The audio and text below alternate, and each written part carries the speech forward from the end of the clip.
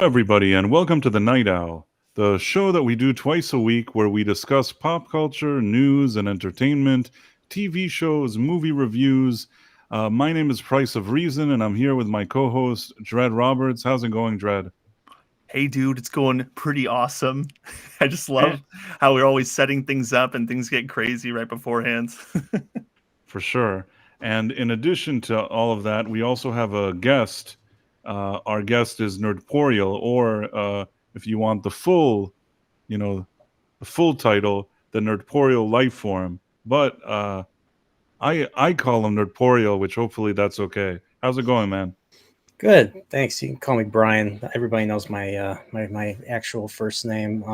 But sometimes if I'm in a weird mood, I'll call myself Nerd Real because that's another way that I guess that's not how some people pronounce it. But hey, I really appreciate it. I mean, big fan.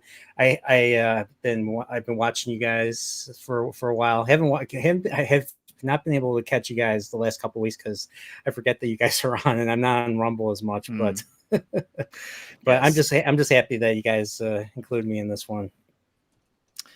Oh, no problem. I'm happy. We talk in Twitter DM, and our paths have crossed many times. I know you're friends with Dread, so it was nice that we were able to do this kind of stream. Yes, it's nice to have Nodporial here. I've been waiting to be able to do another live stream with him. It's not really something that I've been able to repay, and Price of Reason was really nice enough to get him on here, especially for a lot of the subject matter that we're going to be talking about tonight. Um, especially when it comes to the movie Planet of the Apes, there's a lot going on there, and I think that since Nerdporial's made some great past Apes content, I think that it would be a great time to have him on and talk about it, and along with some of our other subjects tonight. So should be a lot of fun, and it's nice to have you on here, Brian. Yeah, thanks, man. Thanks for putting in the good word for me. But yeah, hey, I've enjoyed our collaborations. We could all say it started with Picard season 3. You liking and me being on a crusade saying this is not Star Trek and all that, and then after that, I was just like, you know what?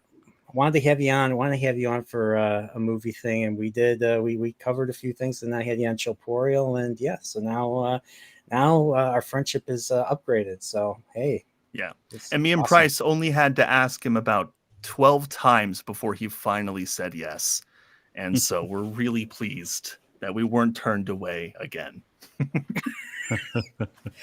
You know me. You know me. Yeah, and we're gonna have some great stuff to discuss tonight. We're talking about some Disney Doctor Who, about Amazon Rings of Power season 2. We'll have a Oh yeah. nice discussion about the Apes movies, and even some Square Enix dumping Sony, which is your specialty, Dread. Uh, so definitely, I think there's a lot of cool stuff that we can discuss tonight. Uh, Let me see for a second. Let's start with Doctor Who. Am I the only one that watches it? You know what? You might actually. I don't know about you, Brian. I have not touched it yet. I'm kind of afraid to turn it on. I haven't watched Doctor Who in a while. I watched some of Capaldi. I've watched a little bit of Matt Smith. I haven't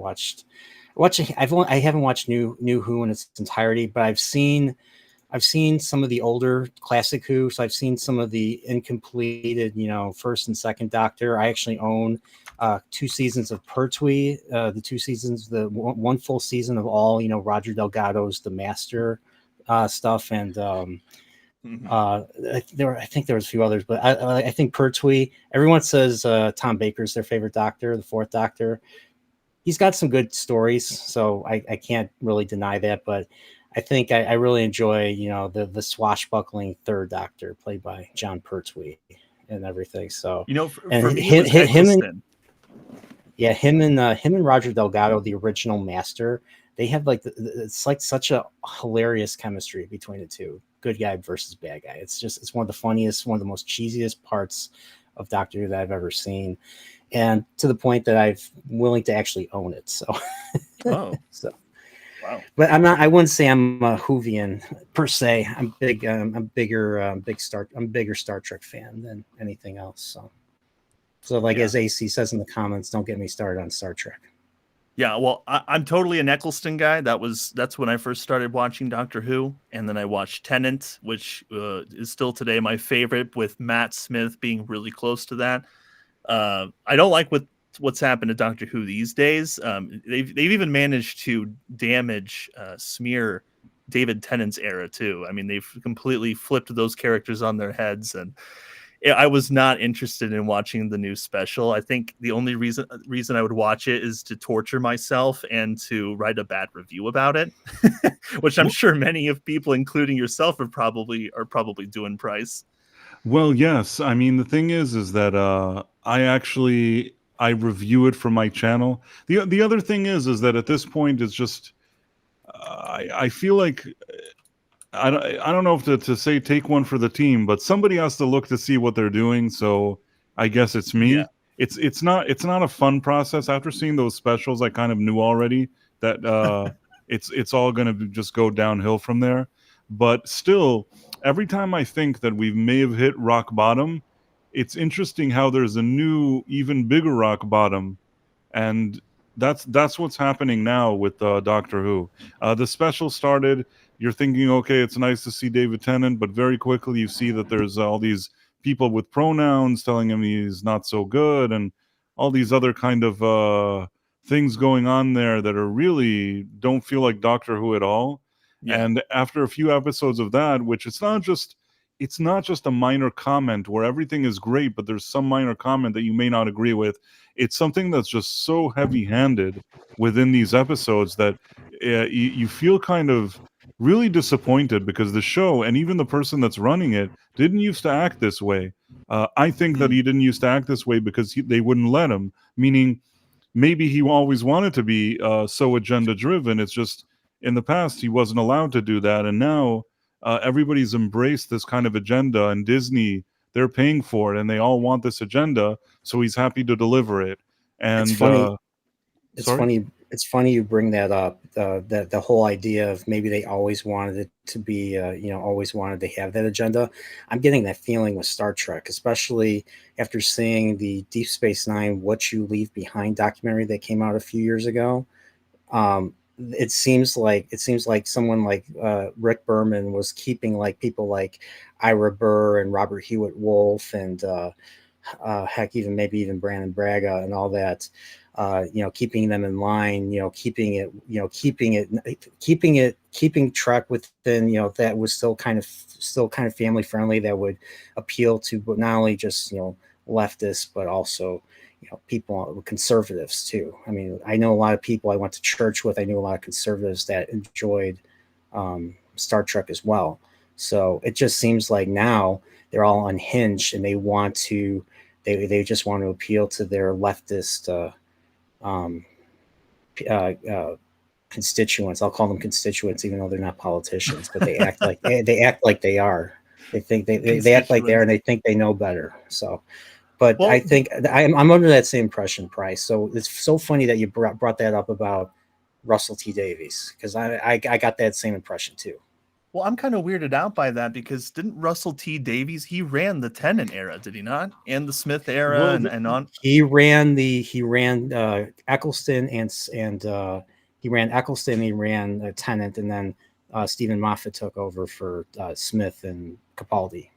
Okay, because that era, it seems so natural. It's like I think that it's a strange thing to see him just flip like this, and like it's not just that the direction of the show is terrible. It's like the writing is terrible too, and like they just step all over the lore. From what I understand, so much of it is just being botched all the time, and it's the same guy who did a lot of groundwork for the Tennant era and onward, and so.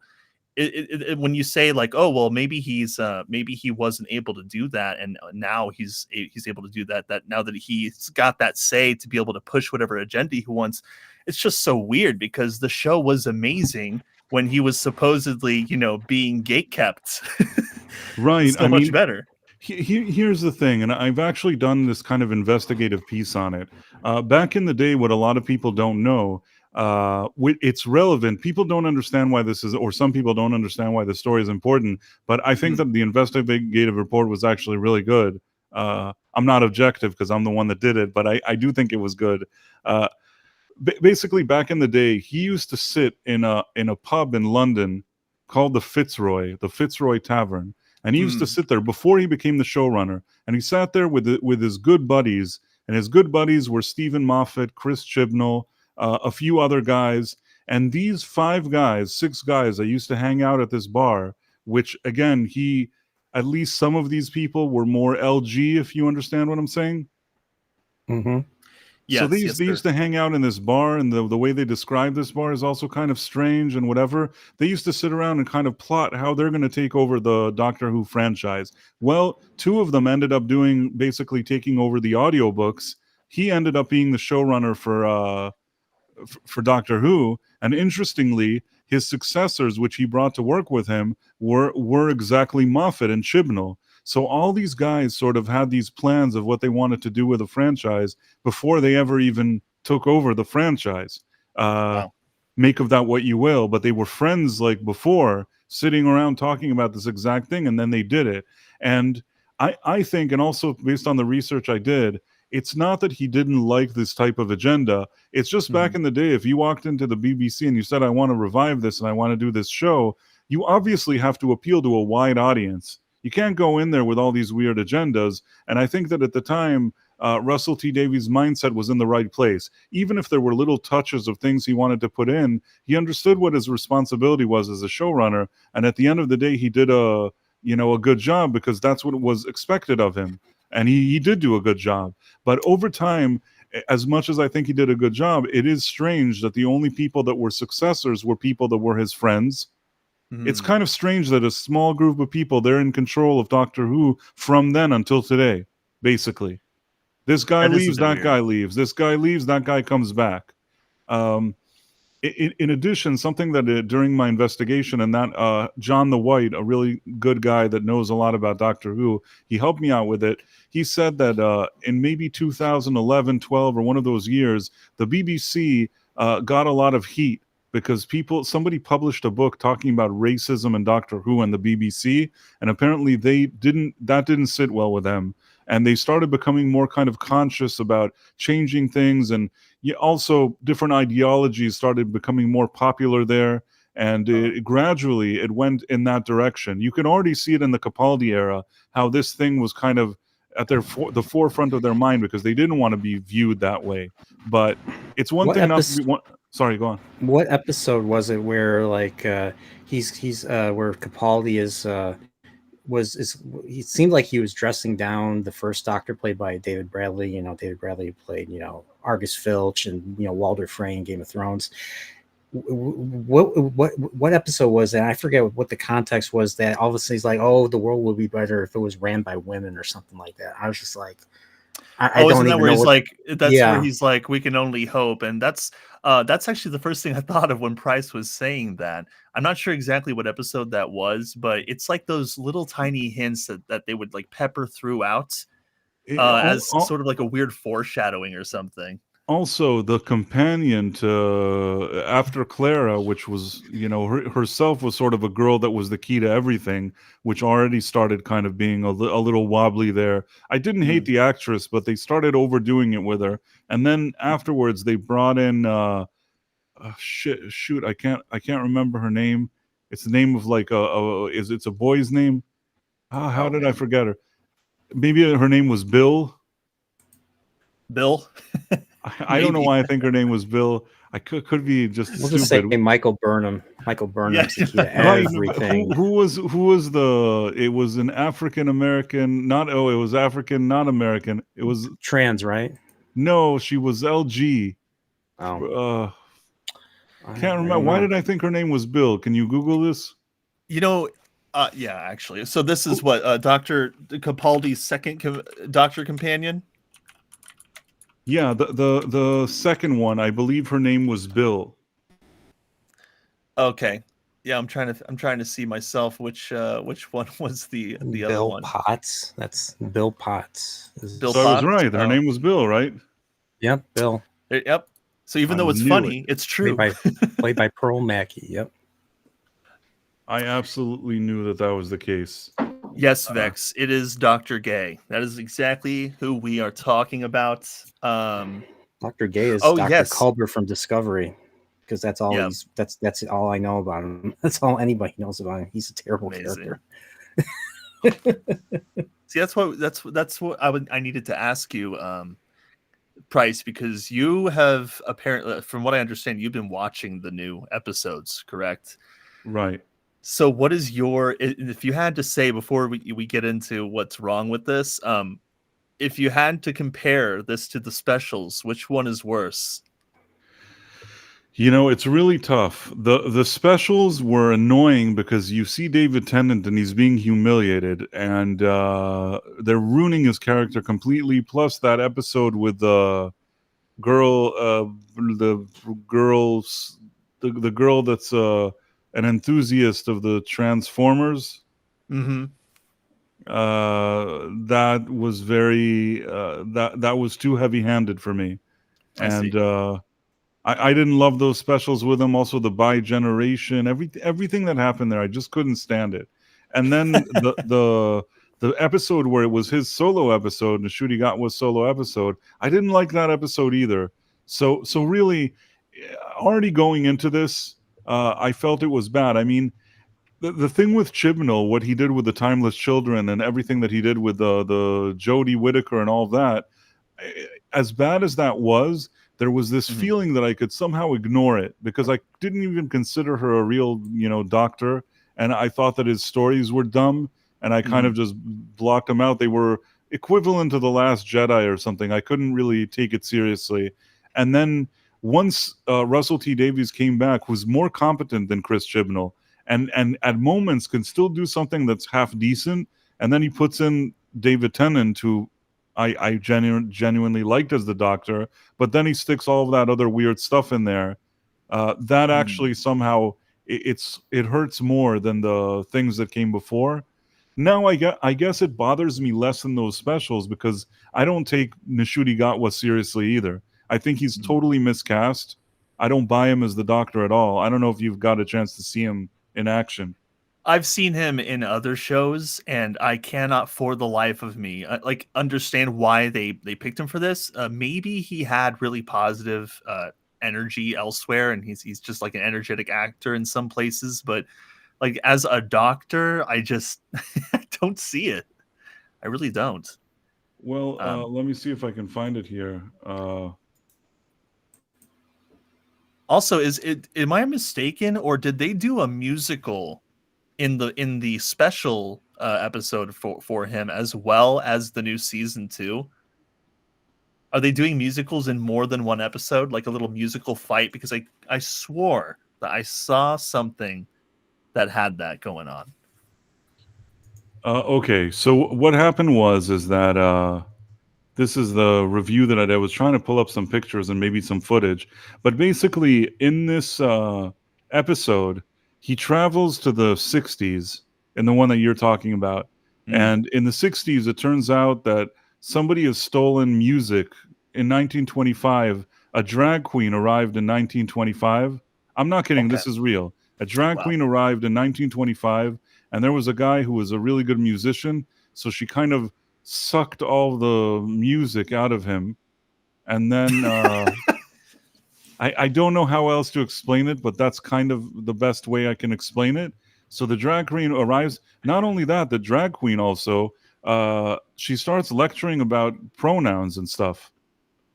Right. He says, I forget what he says, but she's like, she or he or whatever. That person's like, they. And he's like, wait, who? Like they or them or something. It's so like... annoying. And then... see, this is Russell T Davies. He's good friends with the Disney Doctor. Wow. Brian, are you sure you haven't seen any of the new ones? These are no. This is Russell T Davies. This is Russell T Davies with the new Doctor. So I'm trying to understand. Wow. So how is Disney involved with Doctor Who again? I know I keep saying Disney's Doctor Who. Does what happened was... still have a hand? Does the BBC still have a hold on them, or is it a partnership? What's going on here? I'm curious. The BBC ran this franchise into the ground, and just as it was like in its final gasp for air, and it looked like there was nothing that could save this thing because it was so terrible and the ratings were so low, they somehow struck a deal with Disney. Disney would supply money, give financial backing to the show in return for international distribution, including putting it on Disney Plus. I believe the only place that it's not the first thing that it appears is in England. There's other people that have rights to it to show it alongside the same time that Disney Plus has it. But outside of England, Disney Plus is the worldwide international distributor of Doctor Who, and that's in return for the money. Now, of course, once they brought money, they also wanted their agendas to be inserted into the show. And interestingly, between the BBC, who love these type of agendas, and Russell T Davies, who's getting paid, I guess, a good amount of money, and also happens to love these agendas these days, he's become somewhat of an activist in recent years, kind of like a bitter, like we see with these Hollywood celebrities, he's become like that. So it's just a perfect storm of crap where they're all really 100% on board with this agenda. The only sad part is that Russell T Davies actually does have talent, and back in the day, he did a very, very decent job with the show. He did some good work. So at the end, for him to get carried away with this stupid agenda peddling, it's kind of disappointing. Interesting. How is this? I'm looking at the new series right now that just aired. So apparently they did a Beatles, and I'm a big Beatles fan. So it's apparently they go back to '63 and they run into Lennon and McCartney recording for "Please Please Me" or something like that. Yeah, I'm curious. Was this episode any good? I'm curious. First of all, I want to say thank you to Nick Weiser, who sent some people our way. So I want to be really, really thankful. Thanks for showing up, guys. It's really cool.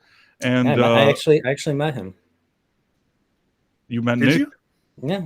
I met him. He's from Chicago, but I've met him at Las Vegas for the FNT meetup. Awesome. Yeah, that's sick.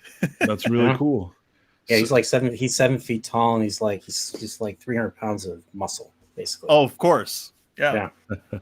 It's like the pizza's keeping him, all that pizza he eats keeps him normal.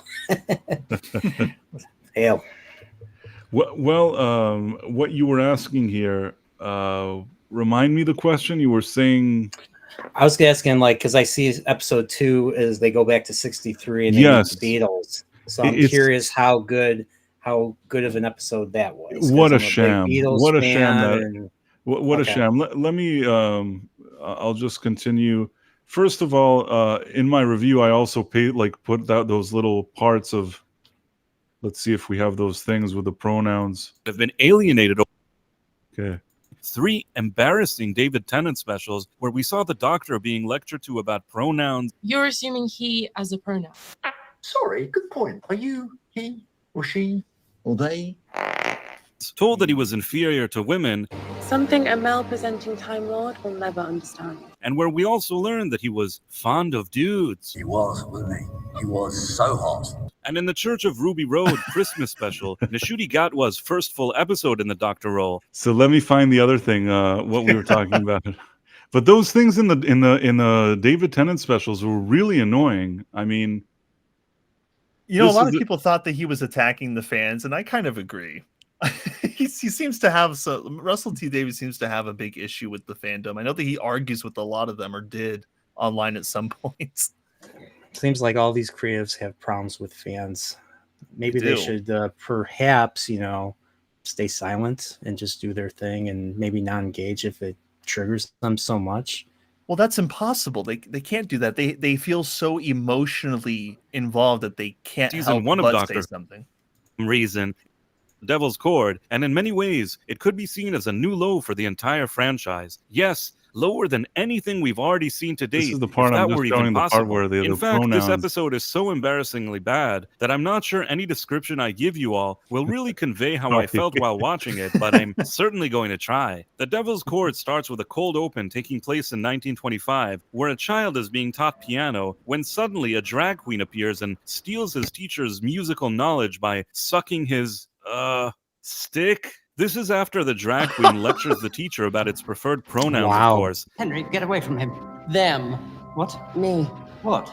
I'm them. Because I guess that's what Doctor Who is now. A series Oh, about Jesus. gender-ambiguous people talking about their pronouns. Anyhow, back in the TARDIS, the Disney Doctor and Ruby decide to go to England 1963 to watch the Beatles record at Abbey Road Studios. This is such a Obviously, awesome Ruby and the album. overly flamboyant Disney Doctor have to change their attire and appearance to fit into the era. So now the Disney Doctor puts on a wig that makes him look like Tim Meadows in The Ladies' Man, although I'm not quite sure why. Anyways, it turns out that because of the drag queen, good music doesn't exist anymore. So the Beatles, along with other artists of their time, all sound awful and make very poor music. But if the Beatles made poor music, why would EMI sign them to begin with? Yeah, don't think about it. In fact, while watching this episode, don't think much about anything because it's all very nonsensical. And to make matters worse, the casting of the Beatles is extremely poor. And You don't buy considering that these how people heavily are they were these featured in the guys. marketing for this episode, their entire presence here ends up being completely wasted. At one point in the episode, the Disney Doctor It's mentions that his terrible granddaughter casting. Susan is still They in don't England look like during the this Beatles or time act with a like them at different all. version of himself. No, they But don't. since further exploring this idea could have potentially I'm caused just some leaving it to narrative see the issues, ending with it the drag ultimately queen. just This is just like functions the as a most member awful berry. thing. It's I also can't possible that feel bad Russell this T time. Davies plans to bring back Susan at some point in some way, shape, or form. I've even speculated that she could be the older woman who appeared at Brian the end Lee's of the wife. Christmas No. special, but I'm not They need to entirely sure spare of it. her. As far as the story goes, in order to combat the drag queen, Ruby has to play piano and reintroduce music to the world. And in order to do so, she chooses a song that she had once written for a girl who had broken up with another girl. And if it wasn't clear that these two girls course. were in a romantic relationship,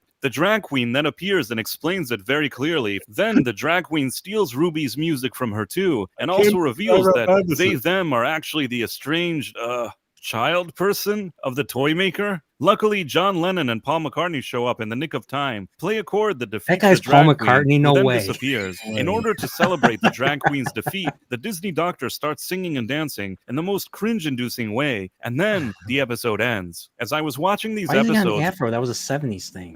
Yeah, that doesn't even make sense. Like that, like why would he need an afro in the '60s? It's so dumb, and Maybe- it's so. Well, you know, he Don't did ask say questions. in an interview, he said that you will not be able to ignore his chocolateness. Those are his words when he was talking No, I the, don't the think actor the said season. that. I don't The think you actor can. said that. He think really He said did. that in an interview. That's He's very chocolatey, that's for sure. that's But They said they're going to. They said even later in the season they're going to openly discuss the fact that he's a chocolate man. He said that. who Wow. talks like that? Jeez. No. This is in just- any case, when you see this drag queen, whatever I'm showing you, does that not look really, really bad? oh my gosh, it's like Bette Midler and Pennywise had a baby. Yeah, like Mugatu and Will Ferrell. Wait, no, it's the same person. It's You know, Mugatu is a big Mugatu. giant ape with a horn in the original Star Trek. Sorry, I had to bring Star Trek into this. Is he really though? Yeah, Mugatu. Well, there you go. See, Yeah, that, I brought Star Trek into the conversation once. So, Price, you're Yeah. part of a lot of streams I've done this too. So, forgive me. I like Star Darn it. Trek. yeah, but I don't think you liked the new Doctor Who. No, I don't like the new Doctor Who. And yeah, I mean, I feel like when I saw the one with the drag queen, that really like it's not Doctor Who. You're not watching Doctor Who anymore. I mean, how can you take this show seriously after that episode? I got a question for you, Price. Yes. When does Doctor Who end for you? Does it end with the last season of Capaldi, the second to last season? I'll tell you what. There were problems in Capaldi's run, but you know what? He was a good doctor, and there was a lot of stuff that even when he was given poor material, he did a pretty decent job. Although there were a lot of issues during that era, but I would say that the last episode with him, that's the last episode of the show. I could still accept that he was the doctor, only I had hoped that somebody would bring better writers and do something different. But I could accept that he was the doctor. Whereas from the second that Jodie was the doctor and the writing was so terrible and what we're getting now, I can't take that seriously anymore. Okay, that's basically me saying that Star Trek ended in 2005 with the finale of Enterprise, and the finale of Enterprise was terrible, but I prefer that over what New Trek has, including season 3 of a certain Picard show. Sorry. I know. Oh, right. You I know didn't like that very much. I did not. I did not. It's a poor So it was better. It was better than all the other shows. I'll say that. So I'm with you guys on that. Definitely better than this. Oh, sure. I haven't watched. I can't without comment. even looking at it. Without even looking at it, I can just feel that. Like when I watch it, I'll be like, "Oh man, this makes me want to go back and watch Picard season 3." Well, we wouldn't be friends if it wasn't for Picard season 3. So God bless that show. Right. I got to get into a nasty argument with Dave Blast, the production designer of that show. I told him to grow up. No, I mean, Picard season 3 was okay. I think it had flaws, but I still thought that it's the best thing that you could have gotten under those circumstances. And at least I think Terry Matalas had good intentions, which is more than I can say about Alex Kurtzman and all those other weirdos. Yeah. The only problem is it's still closer to New Trek than it is to actual. It's not perfect. Star Trek. It's not perfect. I am absolutely saying it has some issues that I could point out, but I did feel that the intentions weren't bad. It's worth something. If I had to compare it to anything else from Kurtzman era, it's the only thing that I could sit through and I wasn't suffering watching it. But I will say that there were episodes that I felt that were, maybe a bit filler. Some aspects I could say, well, I didn't really like this that much. I didn't like that. But overall, I wasn't left angry watching it. Yeah, I mean, they ended it. They did things that you didn't think they'd ever do. They brought Data back to life. I mean, honestly, if they wanted to do a proper season 3, it should have been the search for Data, kind of like the search for Spock type of deal, where he brings the crew back. They find something out.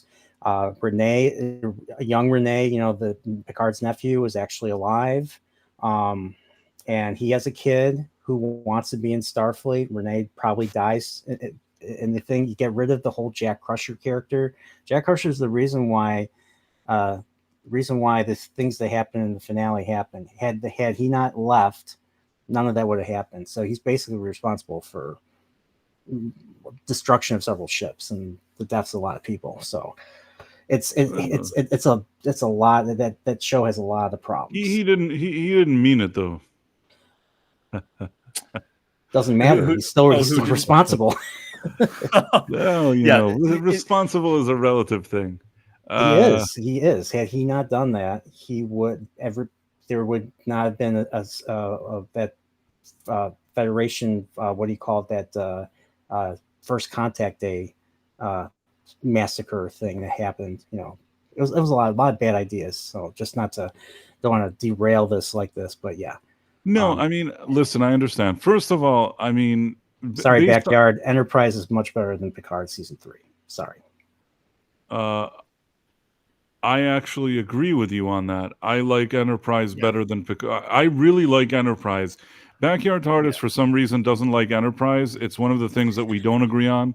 I actually really like Enterprise. I hate the theme song for Enterprise. I always skip it. I do too, but I do think Enterprise is a great show. Yes, the theme song. I think that had they not done that theme song and started like with something that felt more like Star Trek, the show already probably would have done better. It's just I don't know. Until this day, I can't understand why they thought that theme was a good idea. And I think after 2 seasons, they change it or something, and they make it even worse.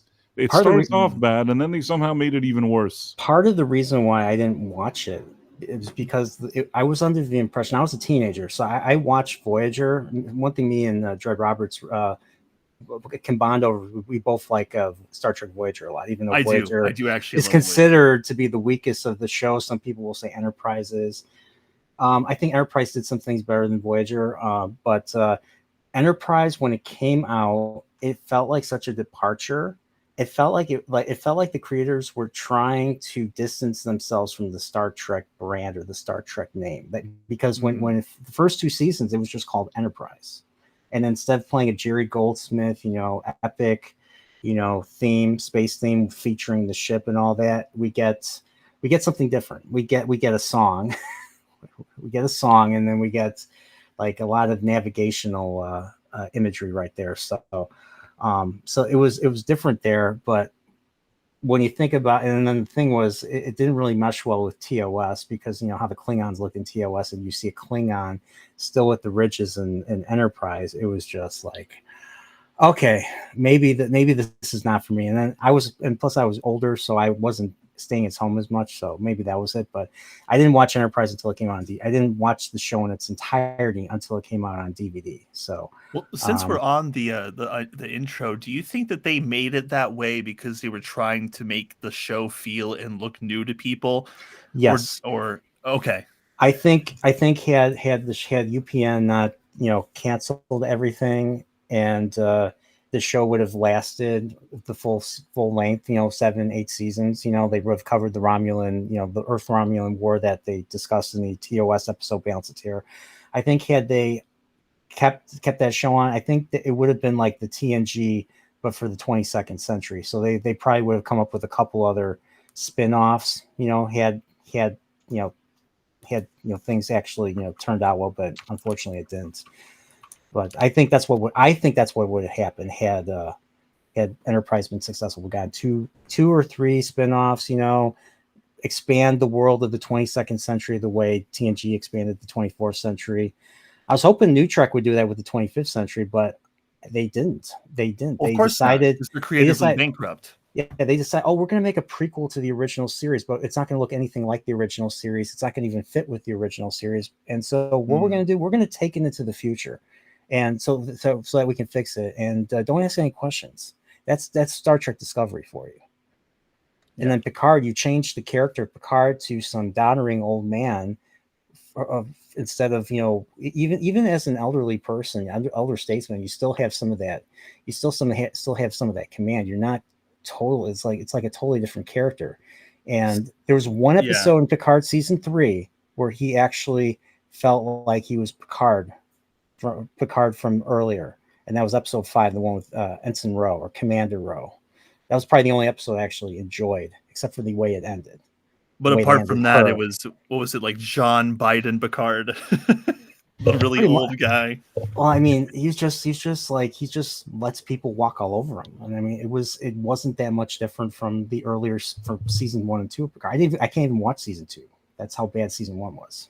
So yeah. Well, season 1 and 2 of Picard, I don't consider them anything. That's nothing for me. I watched the third one. I accepted the third one was sort of a standalone thing. I understand it wasn't perfect, and I also understand if there were people that were just said, you know what, I'm not going to give them my time or my attention. They've chased me away. They don't want me here, and I don't want to watch their show. I respect that as well. I happened to watch it.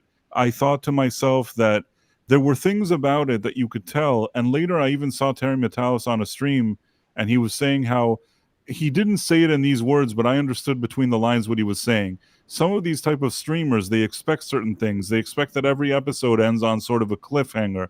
They want certain drama, certain relationships, certain this. There's certain things that he had to do, and under the circumstances of having to deal with season 1 and 2 and to somehow not really pay attention to them, but could completely ignore them, along with the different guidelines he was given, I think he did the best one could under those circumstances. It's not perfect. I don't think he did. I don't think he did his best. I mean, I looked forward to it because Metalis worked for he was hired by Brandon Braga. He worked a little bit for DS9. He worked on Enterprise. He wrote 2 episodes. He wrote the Vulcan zombie episode, and he wrote the episode where they have to trick the one of the Xindi into revealing where the weapon is located, because they're seeking the Xindi weapon that they used on Earth and everything. So and those were 2 solid episodes.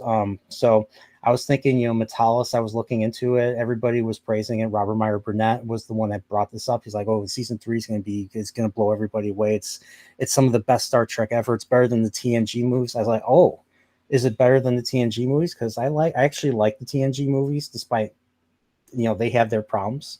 But I was like, okay, and then I hear, other big YouTubers, especially one that I really respect. His name is Dave Cullen. I don't know if you've heard of him.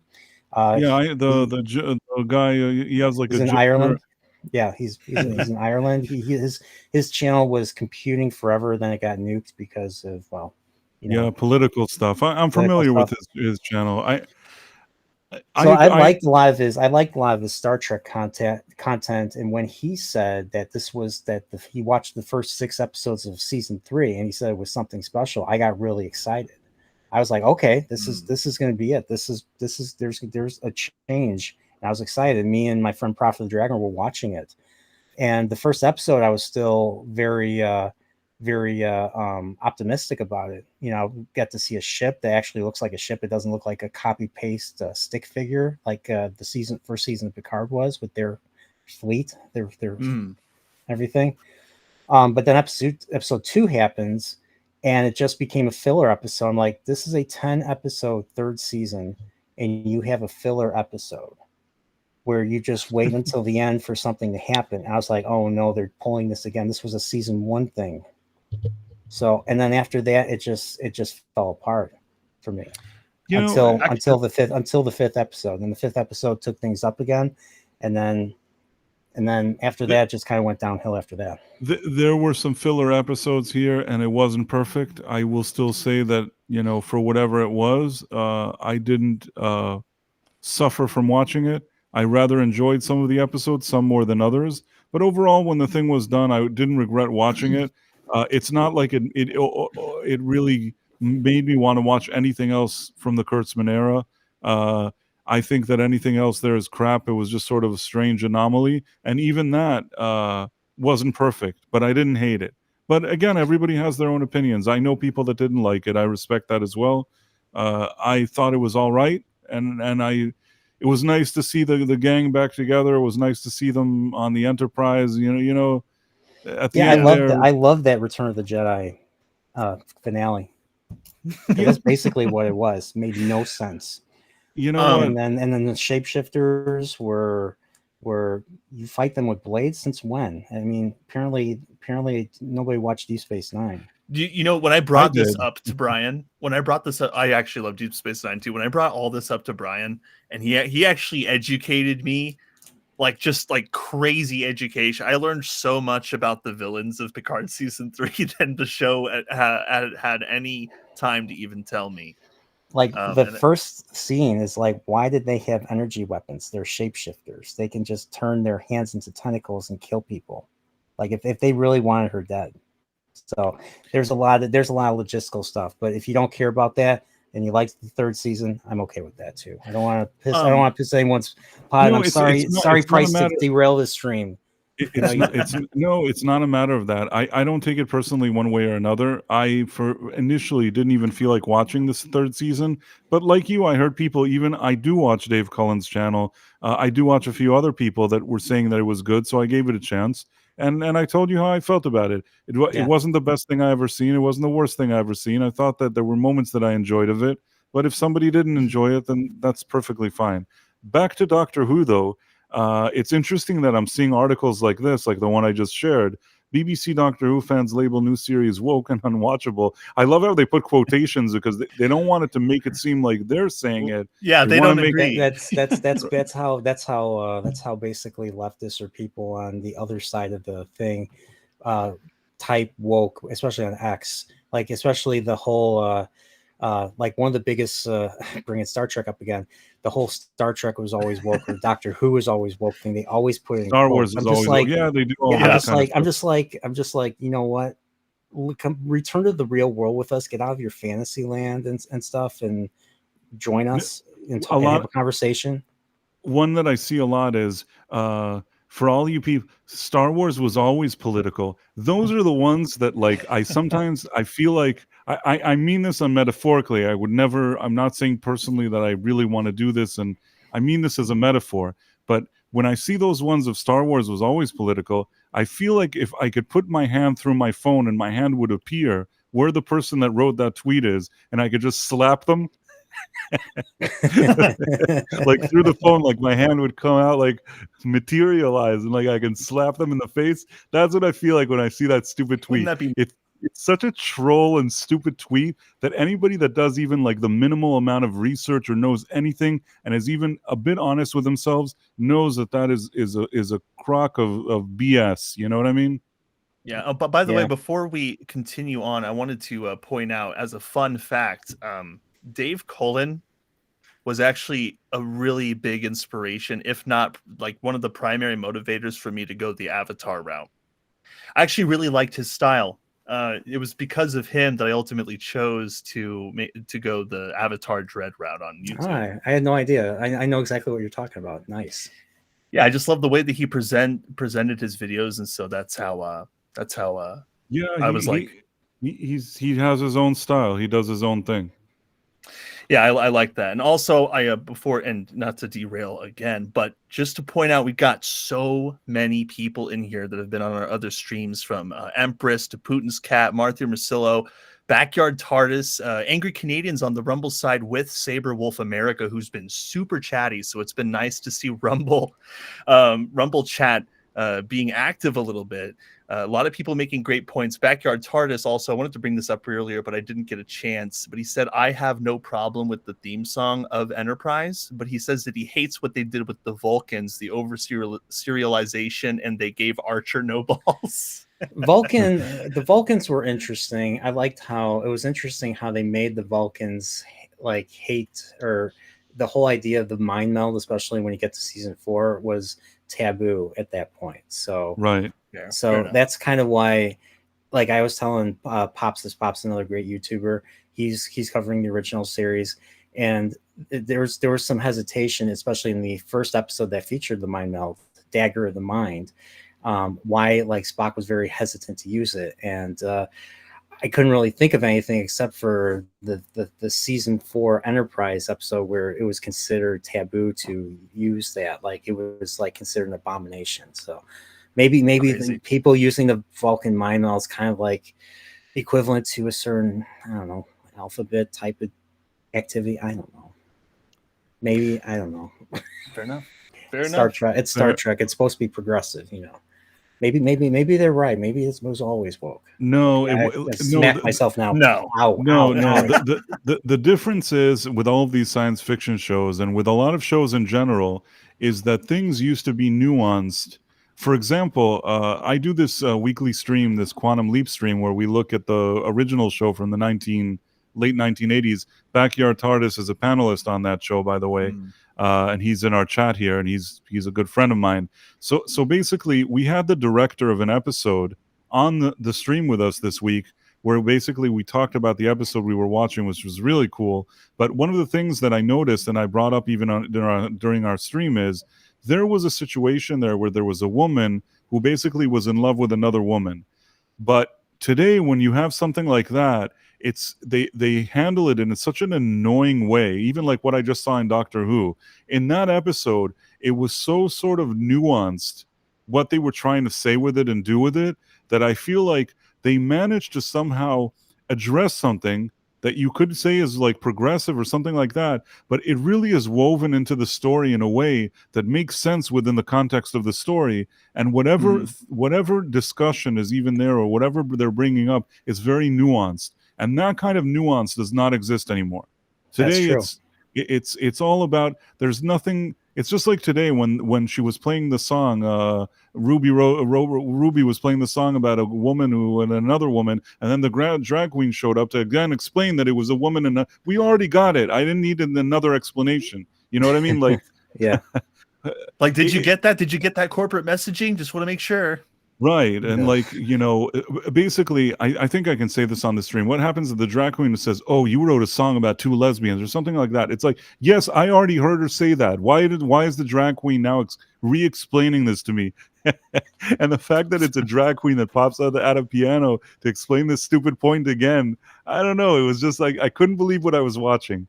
But yeah, and then they're like writing these articles with these quotations, woke and unwatchable. Yes, it is unwatchable because it's not nuanced, it's not subtle. This is like a sledgehammer in your face type of messaging, and I think people don't like that.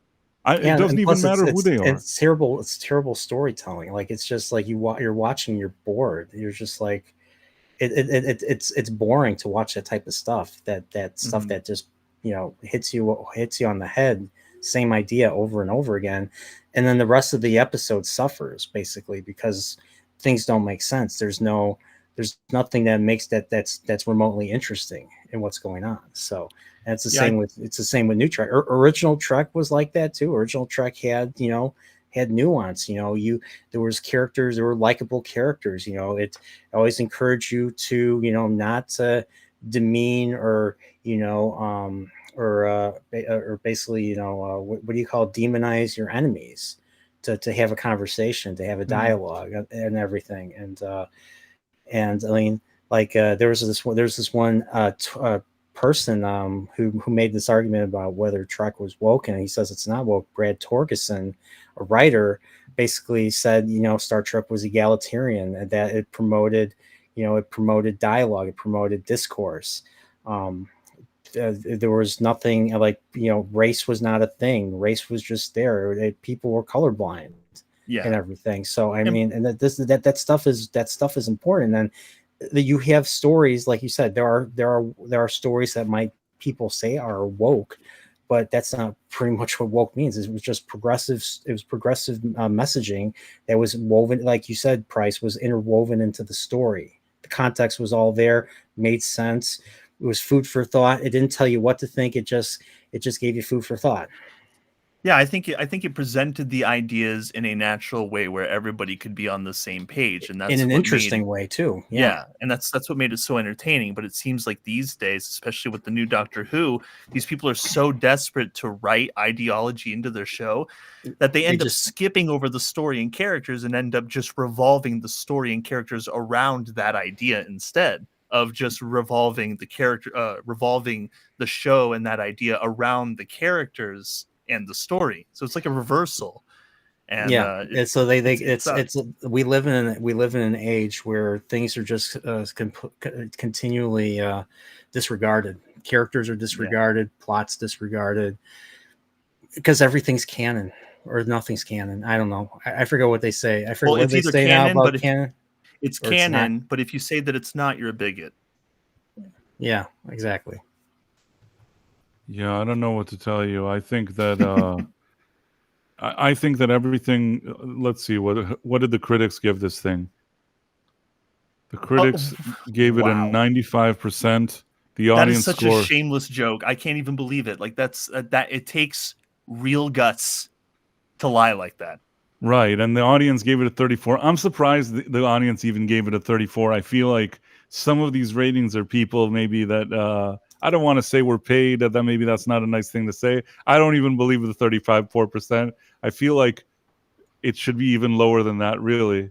They need more reviews to get an aggregate. 57 people does not speak. It's not enough. It's not enough to speak for the majority of people who actually bothered to watch it. It's just. I wonder what these people are saying. Rollicking, jumping into the fray with swagger and a sense of personal and global legacy, God Was Doctor is very much of his time, but intriguingly not of this place. And I think he meant to say out of place. Yes. I think there's maybe that is a weird thing, but you're right. They probably meant to say something else. The effects are undoubtedly impressive. No, that's what I said. But no, I reckon it's Nishudi Gatwa's accent. This keeps the show grounded, and that ground is in Edinburgh's Oxang's with a bit of Dunferm. What I have no idea. Dunfermline is. I guess they're trying to say, because I guess he's from Rwanda, but he lived in Scotland, or I don't know what. So I guess they're trying to say something that if I was from Scotland, I would know what that means, but I'm not, so I don't. There's plenty here in the first 2 episodes to give the audience hope. Not really. No. And if the whole series can maintain the same energy, we should end up with a very silly, fun season of television. And that's exactly what Doctor Who is at its best. It's supposed to be a science fiction show. There are silly moments in it. To say that we want a whole season of silly, I don't know.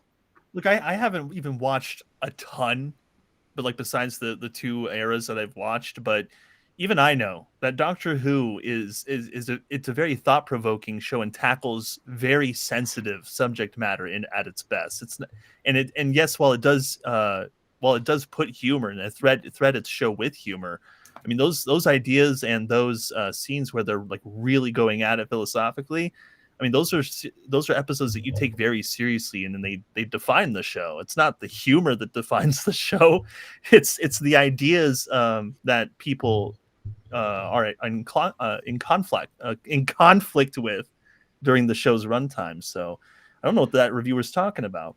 I don't know either. Can it generate a new audience for this decades-old series? A charming new lead in Barbie's Nashuti Gadwa. Was he in Barbie? What did he do in was he one of the Barbies? A celebrated showrunner and guest stars like Jonathan Groff and RuPaul Drag Race Jinx Monsoon go a long way toward achieving that aim. No, they don't. They don't. Barbie's Nashuti Gatwa and the Drag Race guy, that is not the way to go for achieving this aim. Well, they more like they have a long way to go to achieve that aim, but they probably won't ever reach it. Here's a Disney shill. Doctor Who may be taking a slightly different direction as it arrives on Disney Plus, but that doesn't mean that it's not as funny and witty as ever.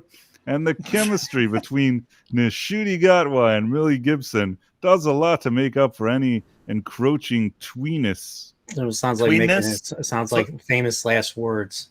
So he admits that they're aiming the show towards tweens. Basically, this is a guy that's he wants to be friends with Disney, and he somehow did his spin here. It's like he knows this thing is crap, but he tried to sell this anyways. Kit Stone.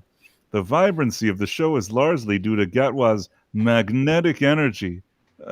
From the moment it begins, it feels as if a gust of wind rushes down, imbuing you with a refreshing feeling. That's what Gatwa has brought to his version of the Doctor. Wow. You know, whoever Kit Stone is, she is giving us Stones a bad name. Okay, I'm sorry. Oh yeah, that's right. That's right. She's your cousin. I'm offended. I'm so offended. Kid is related. Kid is related. Yeah. We're related, but I can't relate. Fact check true, everybody. Fact check true. No, Clint Worthington. Clint Worthington is the Roger Ebert top critic. Oh my gosh! Don't even put them in the same name category. Roger. Right. I mean, Roger Ebert would be him and Cisco would be destroying this. They're both not here with us anymore, right? They're both gone. Unfortunately, yeah. Yeah. Now we only have these people using their website, which I don't trust them at all. Where previous versions of Who felt geared towards a broader family audience, Disney's take reads as more lasered in on the younger set peeking out from behind the sofa. What are you talking about? I don't take that as a good review. I actually read that review. I'm like, that sounds like he's insulting it. So like the tomato is basically if they get like 6 out of 10 or 60 out of 100 or something. So even if there's some negativity, it could still be a fresh tomato. So it's so weird how this is measured on Rotten Tomatoes. Well, because it's certified fresh. Yeah. Well, 2 out of 5 would be no. I've seen Rotten Tomatoes give 2 out of 5 positive tomatoes, and that really, which is that's part of the reason why I don't trust it. Because even the people that would be like, it was all right, but I wouldn't go see it again, they'll give it a positive tomato, even if it's like it's a 2 out of 5 and they didn't like it very much, because it's not like a perfect 1 out of 5. Like if they have some positive things to say about it, I will see them give it a positive tomato to help the score. It's part of the reason why I don't trust them, because it feels so out of whack to me. Like sometimes they'll give a 3 out of 5 a positive, and then other times they'll give a 3 out of 5 like a rotten, and I'm like, why? Like they're praising it, but it doesn't make any sense to me. This update. I mean, sorry. Go on. No, you go on. Well, I was just going to say he was probably giving it a positive review, but I'm just like, I'm looking at it. It seems like he's insulting it. He's probably giving it a positive review, or at least trying not to insult Disney. Chris Knight says this updated version of the long-running time travel series is genuine fun. A-. A-. See, he didn't give the 2 out of 5 stars. He gave an A-. Yeah. He's on board. Yep. Gene Hennigan. I'm happy to report that this dynamic duo remain in great form, and the series, which is once again under the control of Russell T Davies, is chugging along with a fast-paced, some great dialogue, and one pretty creepy and campy villain. You're right about the creepy part. Creepy for sure. Yeah, that'll give him that. If by campy they mean like absolutely zero substance or creativity, then sure. So that's 4 out of 5. I'll just do one or two more. Gatwa is, because they're all the same. Gatwa is Yeah. already perfect as the Doctor. Some Time Lords are a work in progress. He's the finished article, right from the jump. Why? How is he? He's not the finished article. He is horribly miscast in this role. This is from the Independent UK, a top critic. Do you think it's possible any of these people are bots?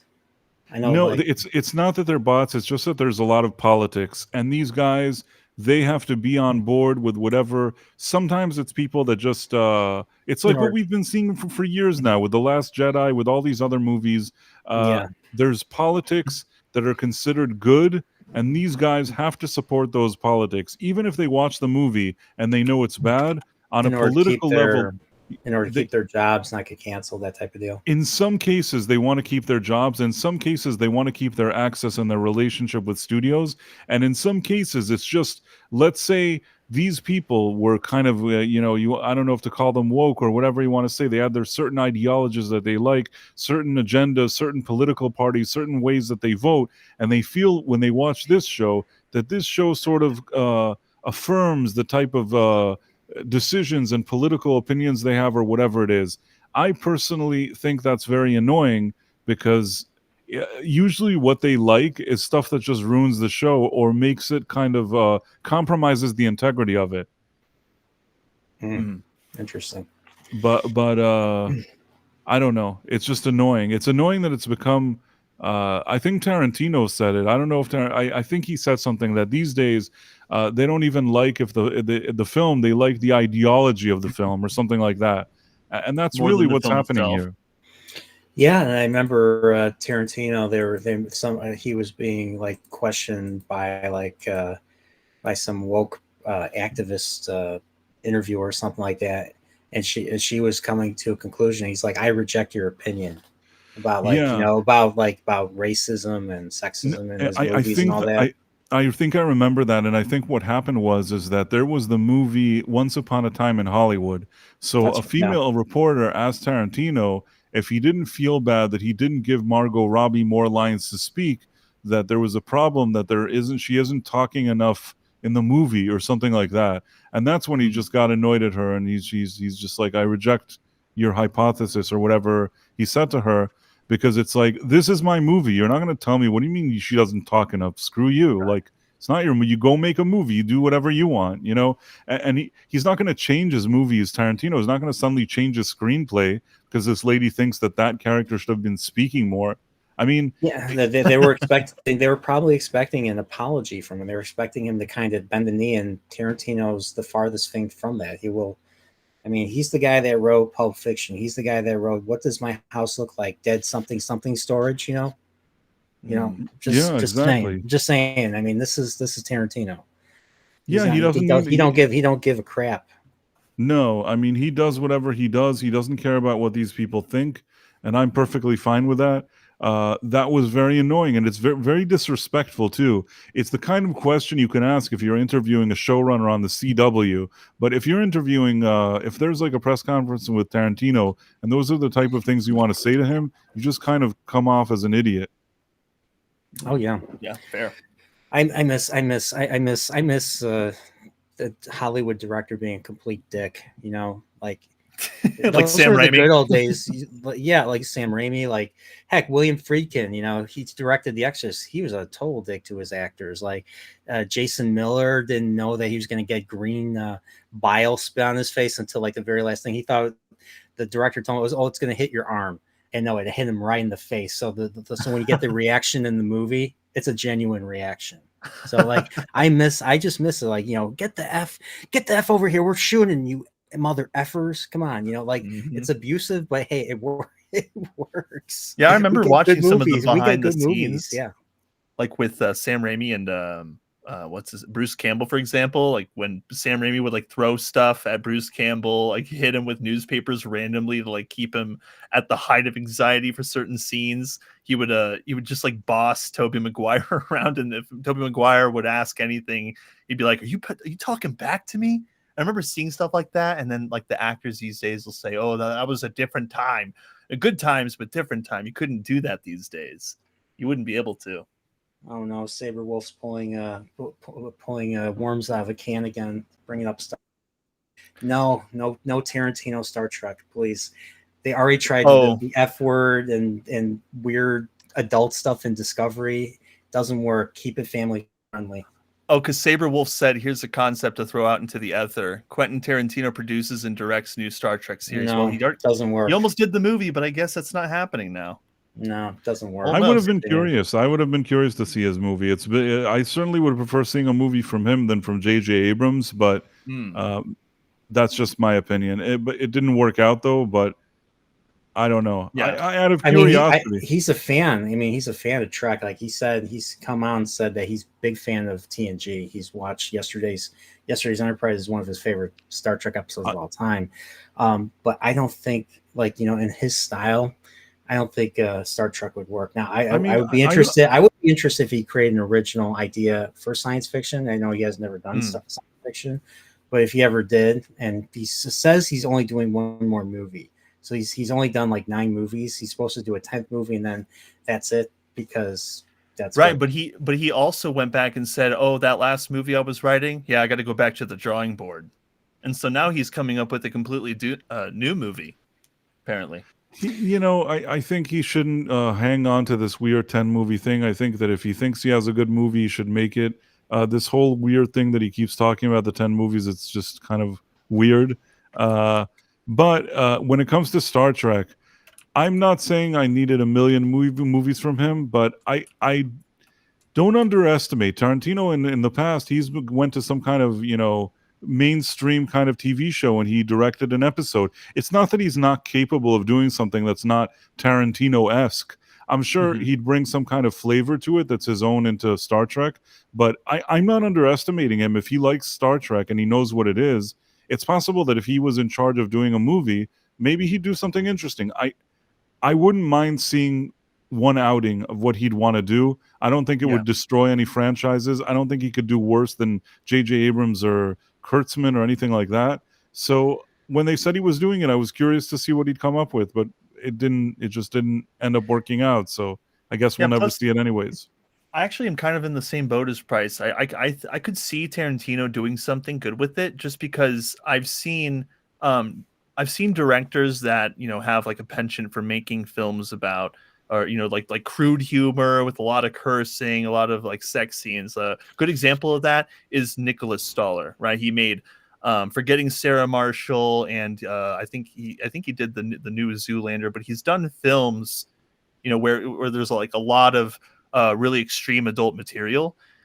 So when people found out that he was the one who made the 2011 Muppets movie, it shocked some people, because Nicholas Stoller, writing and directing a Muppets movie when he's done stuff like, Forgetting Sarah Marshall and other really hilarious comedies that are just nowhere to be around kids at all.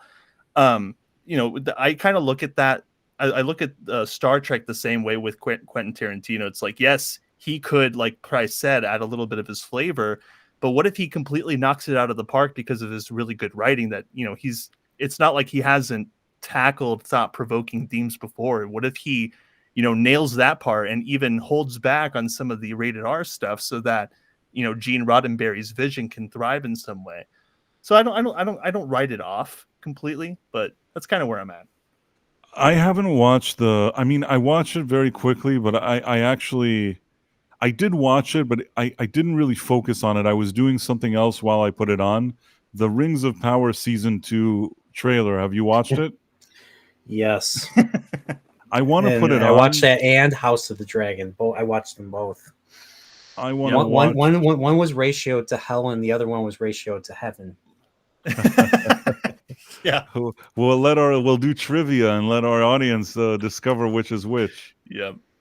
Let me see. What was Rings of Power? I have to see. I'm curious. I want to see because I knew that people were reporting on the ratio today, but I didn't know how. Oh my goodness. Oh my word. Yeah, you're looking at you're looking at 55,000 likes, and it is 211,000 dislikes. It's like 30%, no, 20%. Yeah, this is bad. It's only been out 15 hours. I mean, this is going to be a tough sell.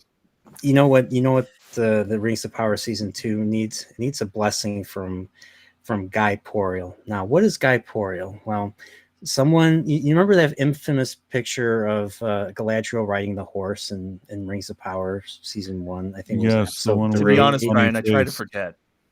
Well, somebody put so we were doing a live watch, and I was making a similar face in a similar direction, and somebody basically put my head on top of Galadriel, or Galadriel, excuse me, and well, look, it's 10 times better, and I call it Guy Poriel. So may the blessings of Guy Poriel be with this season 2. It probably looks words. miles better than her actual expression. Can you guys share? Can we share stuff on here or something like we can in StreamYard? I believe we have the option to. Well, actually, no. I The don't option know for to? sure. The option to share, like from where they are, like share an image or share a screen, like on StreamYard. Yeah, I think that's possible. I think it is. Start screen share. Yeah, I think. Oh, yeah, it's right at the bottom next to the camera option. I think you should be able to share something. All right, because I think I got it right. Here it is. Beautiful. Okay, share screen. Yeah, this trailer is being. I'm actually shocked. It's a 2 million. So really heavy engagement with the likes on there. I mean, what do the comments say on this? They're saying. Actually, I can't really see. Oh, now I can. Everybody's making wig comments, basically. Saying what impresses me the most about this trailer, they haven't turned the comments section off. Yep, I saw that. Dude, that one has almost half the amount of likes that the actual video has. That's how bad this is. And another one, Elves saying, "Oh no, Halbrand is actually Sauron." But then Halbrand says, "Puts on wig and pointy ears." And Elves say, "Where did he go? Must have been the wind." Dude, have you guys seen his Anatar look? It's just Halbrand, but with a wig on. Oh, yeah, there it is. Guy Poriel, may the blessings of Guy Poriel be with you all. Amen. I've seen that. Yeah, that's or way is better. Is it Wamen? It's Wamen. It's or is Wamen. It women? It's a women. We should put Price's head on there too.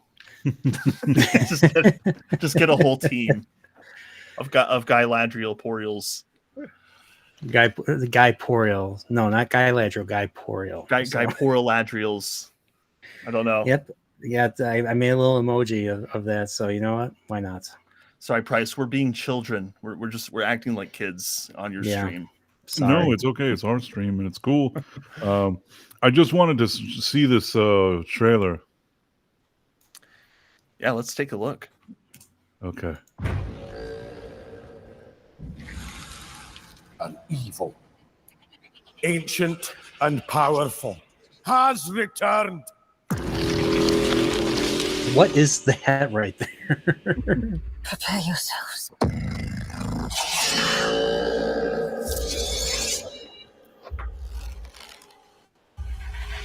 Wow. What is with this sound? Worms his way inside your mind. Sounds like a horror movie. It looks like they learned nothing. Let us in. Is this like Evil Dead territory? I think he has been here. I think he's been here among us all along. Among Hey, us. look at that wig. There's the wig. Our buddy Feanor said you could give an Air Force One on that Every forehead. soul in Middle Earth is in peril.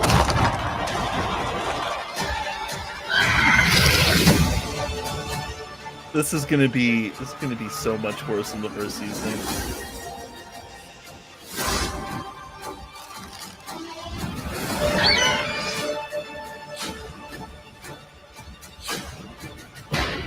Oh yeah, they got a different actor for Adan or something. They got rid of Joseph Mall.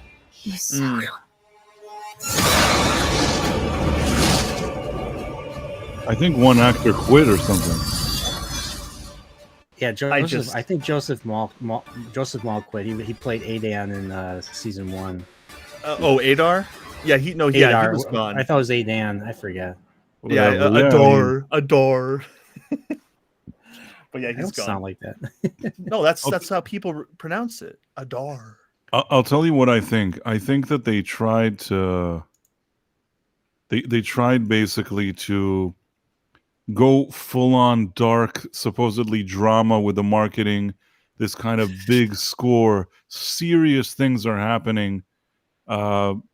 They're just trying to create kind of this hype for it, but none of this is going to help because I feel like if anybody's going to actually watch it, it doesn't look like they've learned any lessons. It kind of, when you really look at this, it looks the same stupid thing that it was before, just again. Yeah, it looks like Galadriel's still a girl boss warrior. Yes. It looks like Elrond is even skinnier and more wimpy and girly than the first time around. Yes. It looks like he's lost weight, but he's wearing like giant platy armor, so it looks all weird. And we also haven't even seen the wizard and the Harfoots, which we're probably not going to see that Harfoot clan anymore, which I'm really happy about. But at the same time, we still have one Harfoot to deal with, as well as her wizard buddy. What, like, you think they're not going to show them any? So Lenny Henry or whatever his name is, Henry. He's dead. His character's dead. Oh, I honestly didn't make it to the end of that thing. Oh my goodness. He died in such a stupid way, Price. You wouldn't believe it. He's just like, well, this is a great sunrise. Ugh. I'll tell you what. The truth is that I know that a lot of people got such great content out of Rings of Power. I watched, I don't know if I watched maybe 3, 4, 5 episodes of it, and I kept falling asleep. It wasn't even a matter of like, I at the parts that I wasn't falling asleep, I was able to like chuckle and laugh at how bad it is. But then there were parts that I was just bored and kind of kept dozing off. It just put me to sleep, that show. And I thought to myself, so much money has been spent here, and it's not even good enough. Like, I can't even focus on it. It's so bad. That's how I felt when I watched it.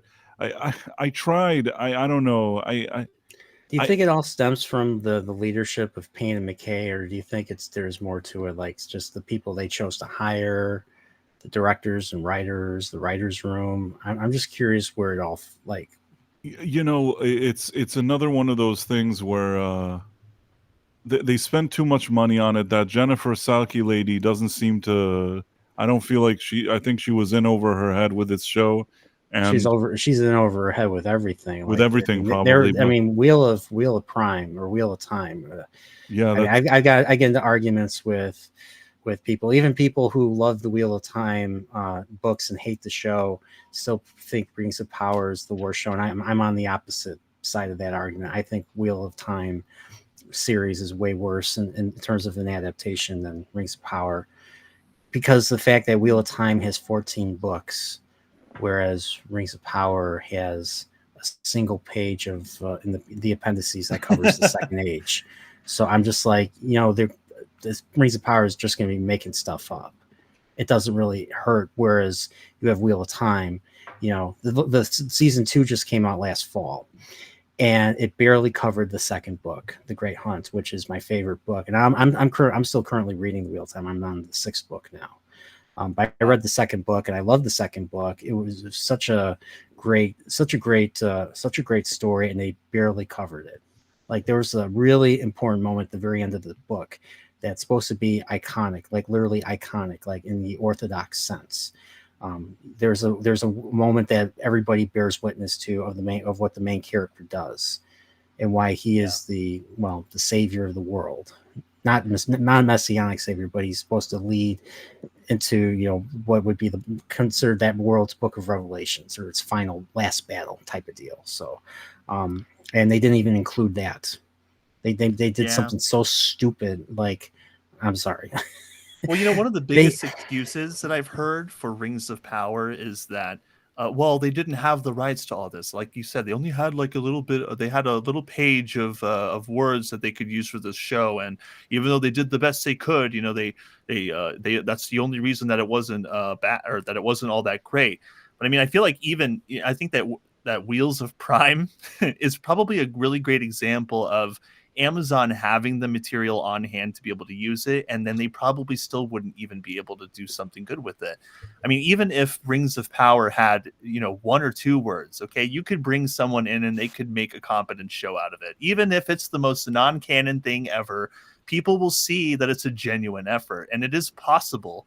But like, even Patrick McKay, those 2 dudes who are in charge of the show, I think that they're one of the biggest problems. I think they were way in over their head, and they have no idea how to handle the show. And because of how they've handled it, many bad things have happened, especially with filming season 2. You know, they're a bunch of horse killers now. There's a lot wrong with the Rings of Prime. Dude, the one of the characters in the Wheel of Time season 2, the main character, even though she's technically not the main character of the story, she literally slits a horse's throat for no reason. in the show. Zero reason? I'm going to be honest. I've never watched even 1 episode of the Wheel of Time. The Rings of Power, I watched a number of episodes, and I couldn't. None of these characters seemed like whoever they were supposed to be. I'm trying to think. I feel like later, maybe for some reason, why do I feel like the part where she's on a boat and then she's in some city, and then there's the guy who's not Sauron, but it is Sauron or something? Oh, Halbrand.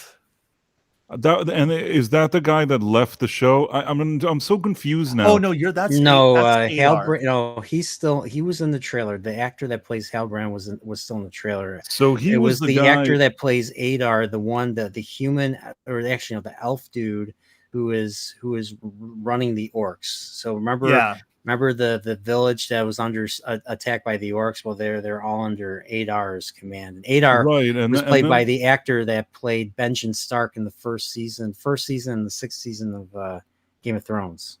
Wasn't Don Lemonless caught by orcs? Yes. So what episode was that? That was 3. That was 3. I feel like I watched half the series, if not more. I actually may have watched some of these things that I'm thinking of. Maybe they were already later in this. There's something where Galadriel shows up and there's this other queen girl boss lady. Am I making sense? Yes. And then in that place, she's with that Halbrand guy, but he's kind of slippery something. I'm trying to remember.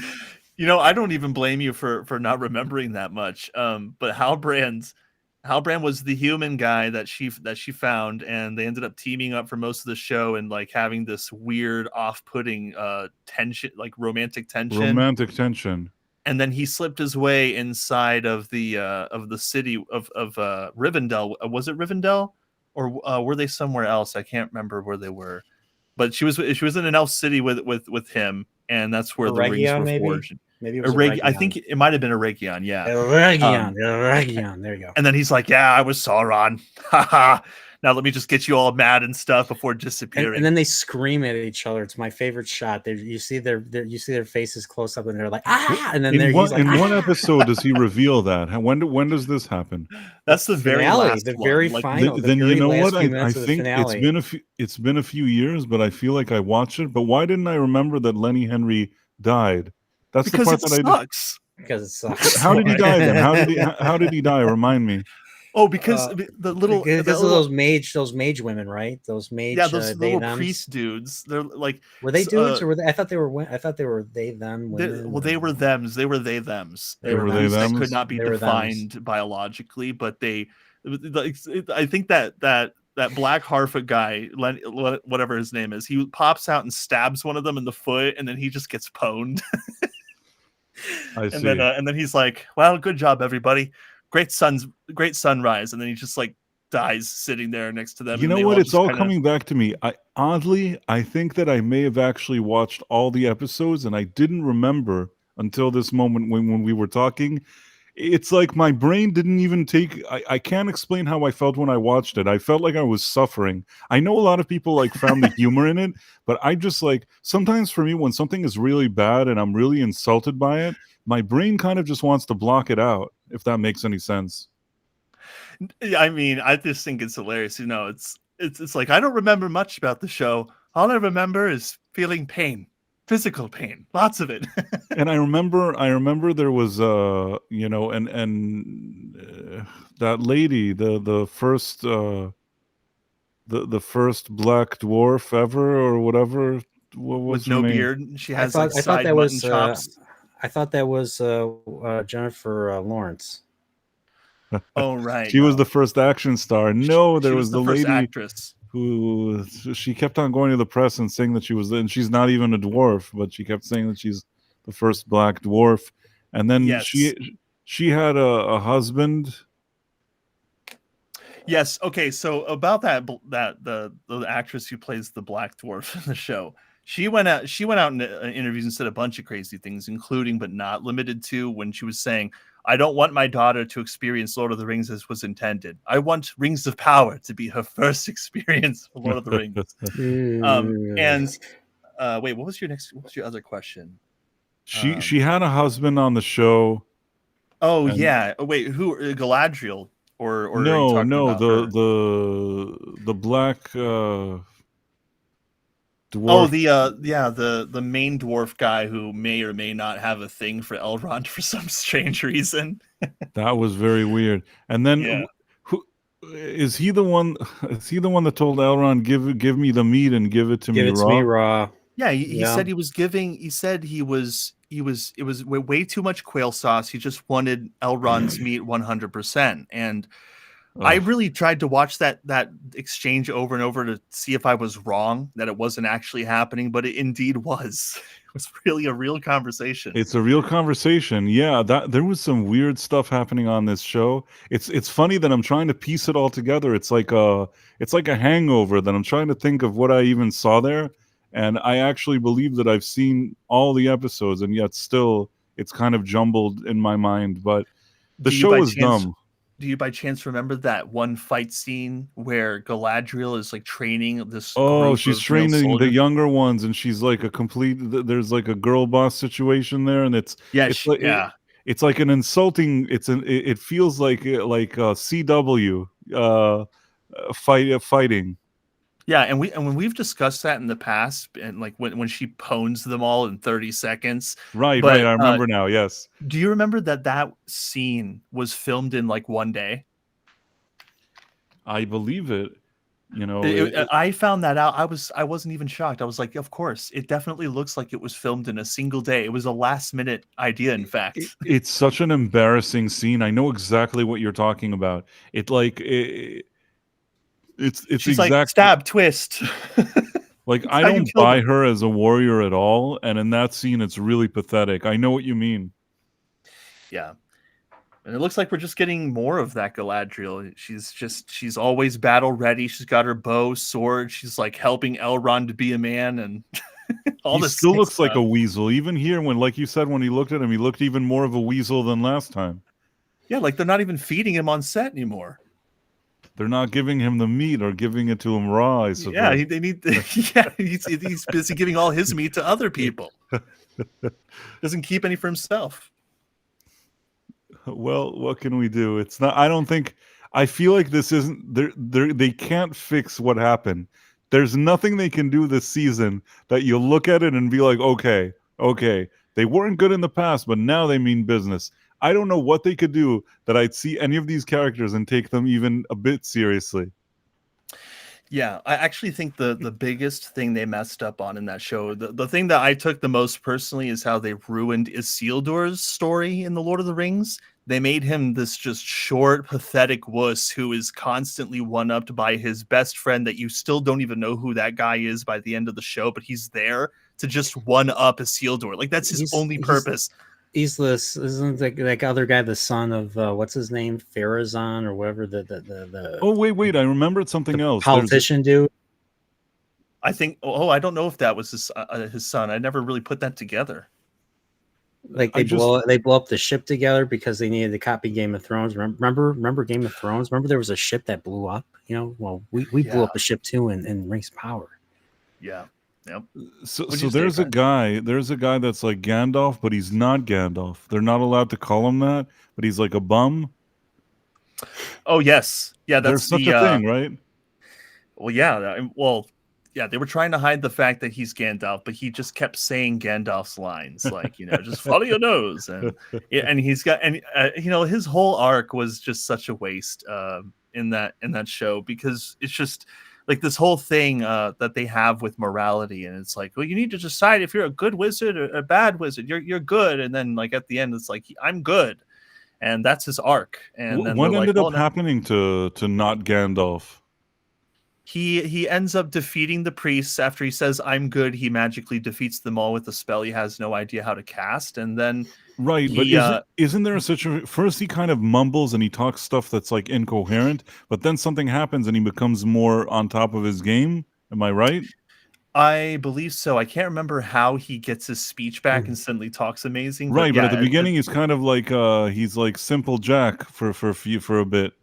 Yeah, he's just like I forget. Maybe it's because of the power of love. Maybe the power of love is what awakens him. Don't the Harfoots, those two female Harfoots, find them? Yeah, they find them at the end of the first episode, and it's all fire and inferno and all that, because apparently that's how Gandalf gets to Middle Earth, through a comet. Yeah, in a comet. Yeah, because just like the books. I can't believe that I watched all of it, and I didn't remember even that I watched all of it, and only after we talked I actually have seen it. And dude, I saw that movie. I saw the first 2 episodes. I actually drove way into the Chicago suburbs to go see the 2 episodes in the theater for free. Man. I feel like I wasted my money on gas that day. I did do a stream. Don't feel bad for not remembering, because the only reason that I remember is that I was writing reviews for YouTube for every single episode, which means I had to go back and watch the episode and certain scenes over and over and over again, not just to watch it, but also to, gather scenes and photos to put into the episode. So I was constantly seeing these scenes and characters like just all the time. So I remember there were people that really cashed in like on those things with the reviews and really built like channels with it.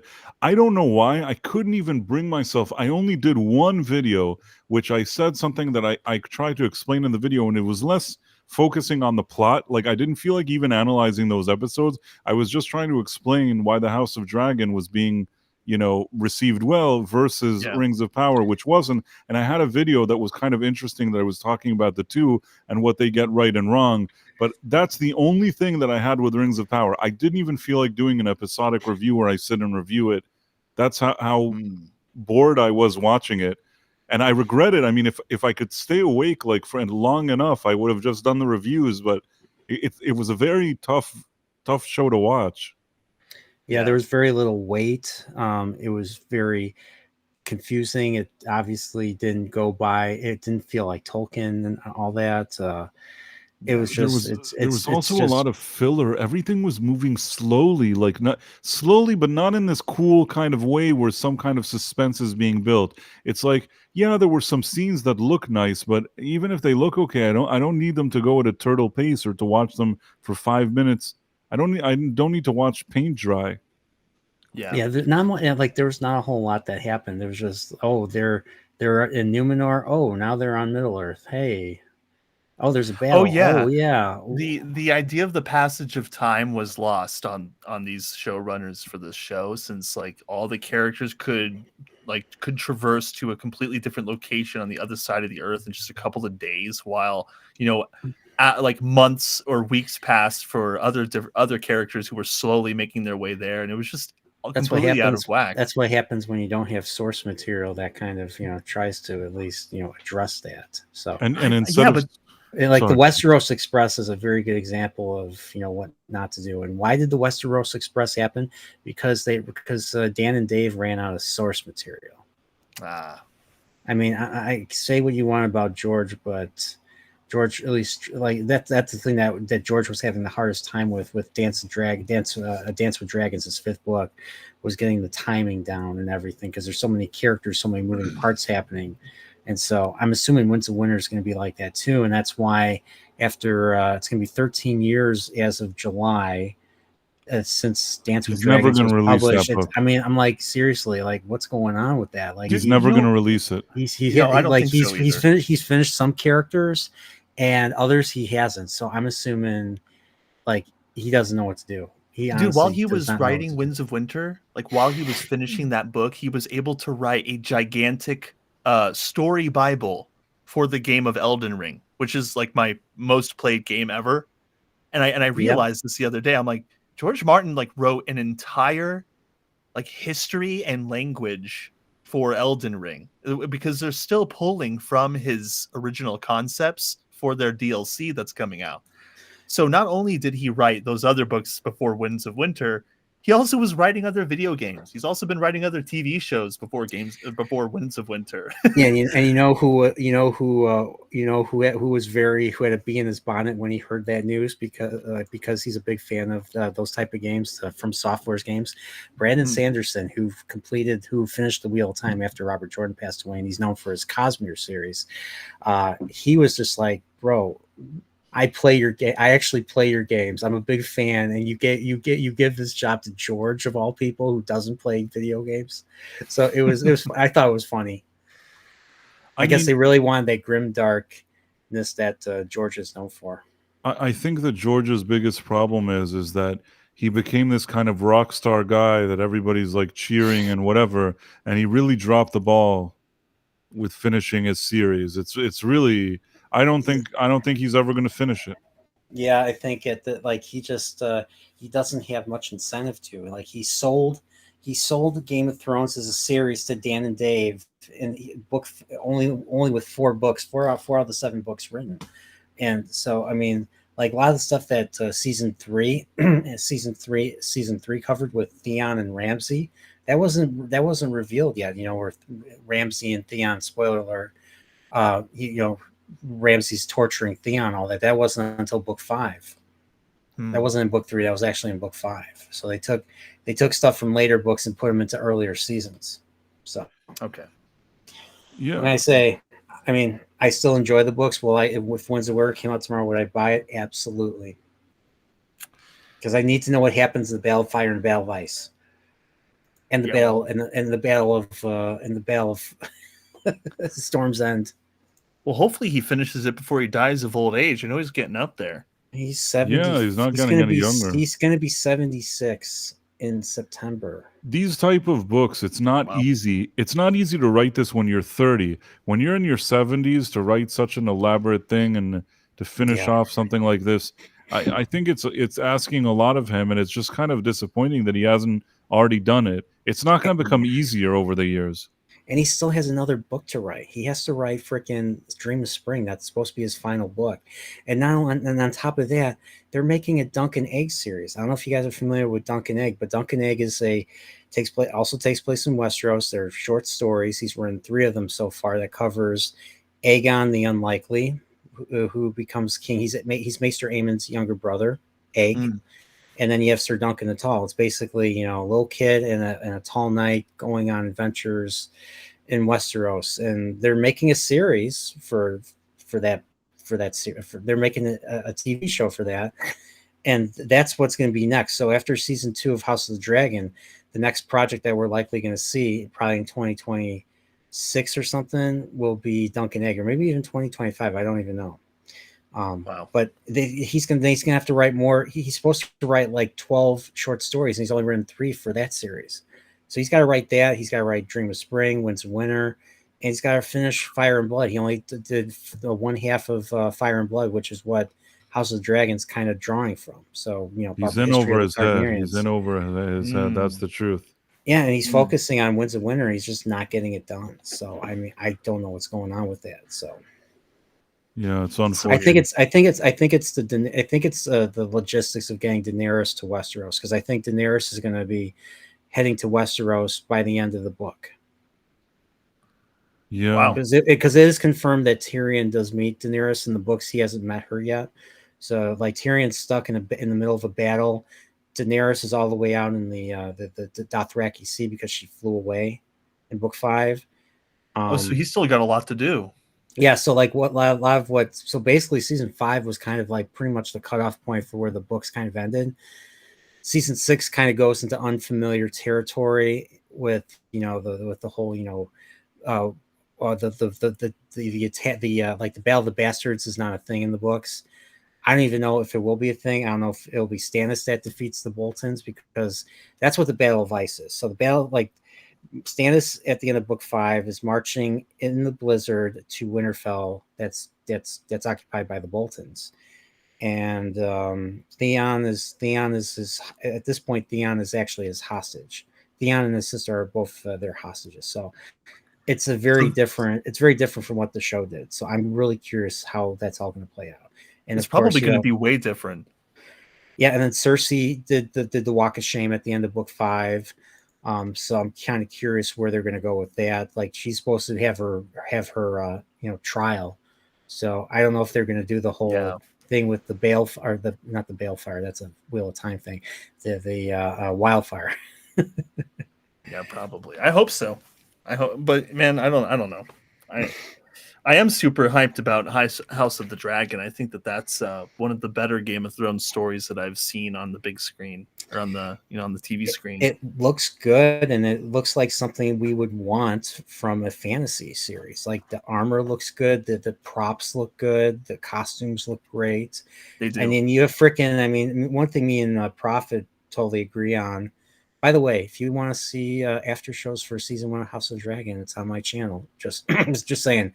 But me and Prophet love Daemon Targaryen, played by Matt Smith. So. Oh yeah, he's definitely one of the highlights of that show. Yeah. Yes. And he's a total boss. I mean, I liked him on Doctor Who, but actually, I think that this role is even. It's nice to see how he's grown as an actor, and I think that. He does a great job on House of Dragon. I wanted to also bring up, because this was one of the things that we actually wanted to discuss.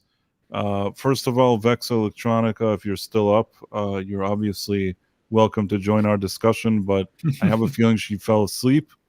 If she is still awake, she is invited. I think she popped in earlier to say hey. Yeah, I know, and I told her that we were going to have this discussion, and I told her she was invited. But she may have gone to sleep. But if not, at some other time, maybe I'll be able to catch up with her and hear her thoughts on it.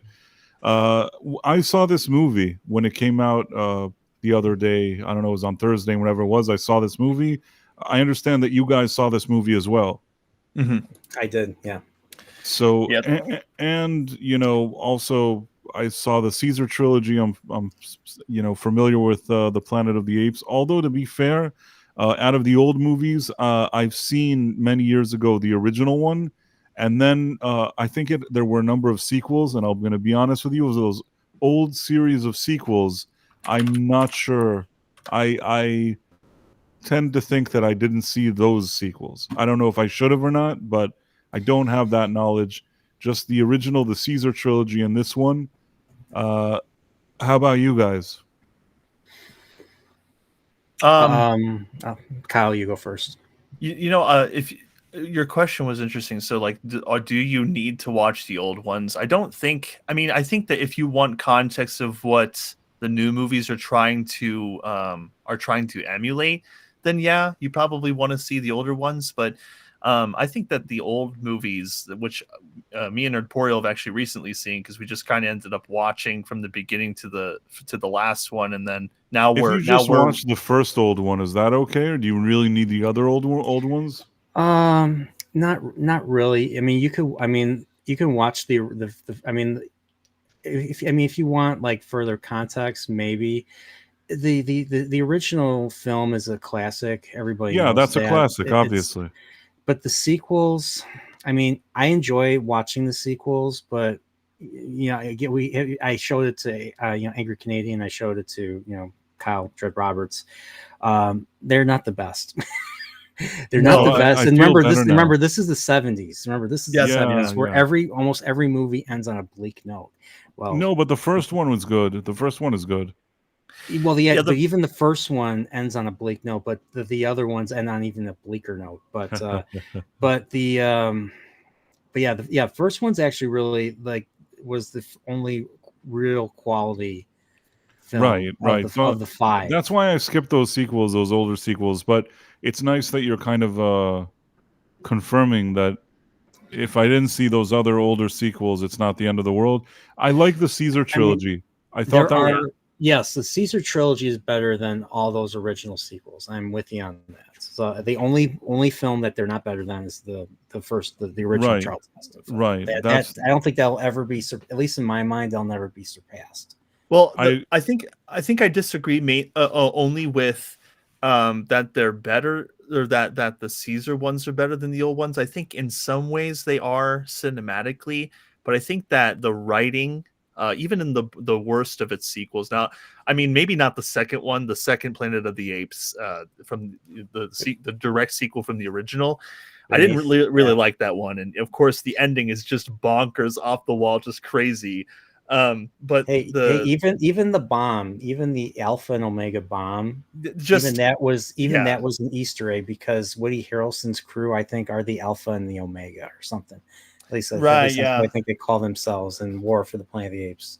Yeah, they did reference those, but I think that the old films had superior writing to today's writing in the Apes films. It seems like the current day Apes films focus more on the emotional aspects of the characters rather than the ideas that they battle out with, because that's a theme that you see recur in all of the older Apes films, is that they're tackling philosophical ideas, and they're constantly weighing their actions with the moral fabric of the world, and whether they should do one thing or not, or if they're making enemies of themselves with God or not, depending on the things that they do, humans and apes. And so that sounds like the first film, Kyle.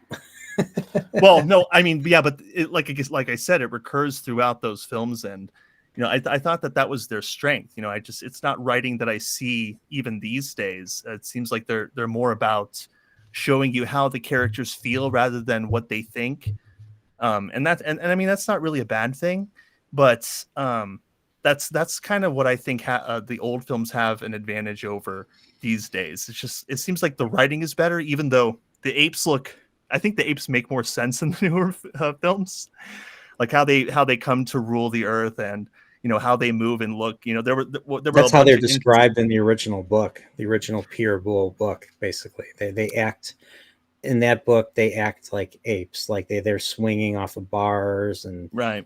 And I mean, even though they're still technically high tech in the book, which is something that they couldn't afford for the original film.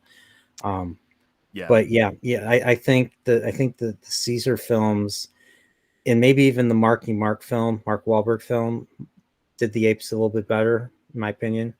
But I like I still like one thing I'll never forget for Planet of the Apes, and the reason why Planet of the Apes is so important to entertainment, especially to science fiction, especially with makeup effects and all that.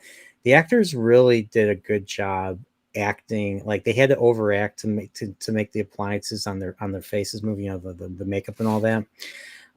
But they also, like, when I was a kid, and even to this day, like, I watched the movie, I forget that they are actors in makeup, and that I feel like I'm actually watching real apes. So, like, Roddy McDowell and Kim Hunter's performances as Dr. Zero and Dr. Cornelius, respectively. Or actually, or it's the other way around. Sorry. Right. I don't see the actors themselves. I see the characters, and that's one thing that made those original films special with the makeup and all that. So, but yeah, let's. I think that's a good point too. I think those two characters in the one in the Apes movie where they are at odds with the CIA, with the government and stuff. That I thought that they did a really good job at being apes and just showing that contrast between apes and humans and stuff. And I thought those were pretty good performances. What did you think about the new the Kingdom of the Planet of the Apes, which is what we all saw this weekend? Yeah, I mean, also I want to say that I like the Caesar trilogy. I actually thought that, especially the first one, I liked that one the best, Rise of the Planet of the Apes. Then each one I liked a little less, but I still liked them, and I thought that it ended nicely. Going into this new one, I didn't like Rise as much. I thought Dawn was the better film, and I thought each movie got better. So I'm in the other. It's funny because yeah. I've watched Rise 2 and I really like it the most out of the three, but I think that Dawn, because I think that Rise does a really good job of creating an alternate world where the apes kind of take over that makes more sense than the original movies. But I also think that Dawn was more competently made and had some pretty interesting themes. I think I enjoyed it at the time too, just because of who was directing and writing and doing the music at the time. I just thought it was a really competently made movie. But I do think that the 2011 Rise movie did just such a great thing with like Caesar and all of the other apes inside of that zoo, that reservoir. That was such a cool. That's really hard to top, in my opinion, just to see like how Caesar ends up gaining control of the other apes and moving on from. I think that was a really well told story. So I think I'm constantly at odds with myself on whether Dawn or Rise is better, but I'm kind of sticking to Dawn just because I feel like it was the better of the two. I like the first one the best, but I didn't dislike the other two. It's like I would give them a little bit less than that first one, but I still enjoyed them and I thought it was a good trilogy. But what I will say is that after seeing that trilogy, I didn't feel like I needed more of anything. I felt like for a long time, I'm okay with this franchise, didn't require another movie. And the question is, if this new movie that came out, did it really expand or bring something interesting and new to the table? Was it really necessary? No. And I think that's a good question to ask. No, I didn't think it was. It didn't really do a good job of following up on Caesar and all that, even though it started with some promise. Like the movie literally opens with Caesar's funeral.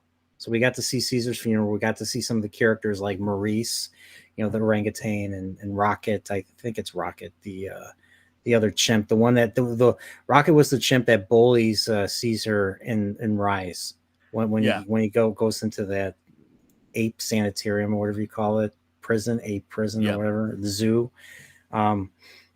So we see that, and then it skips several generations, and we get these new characters.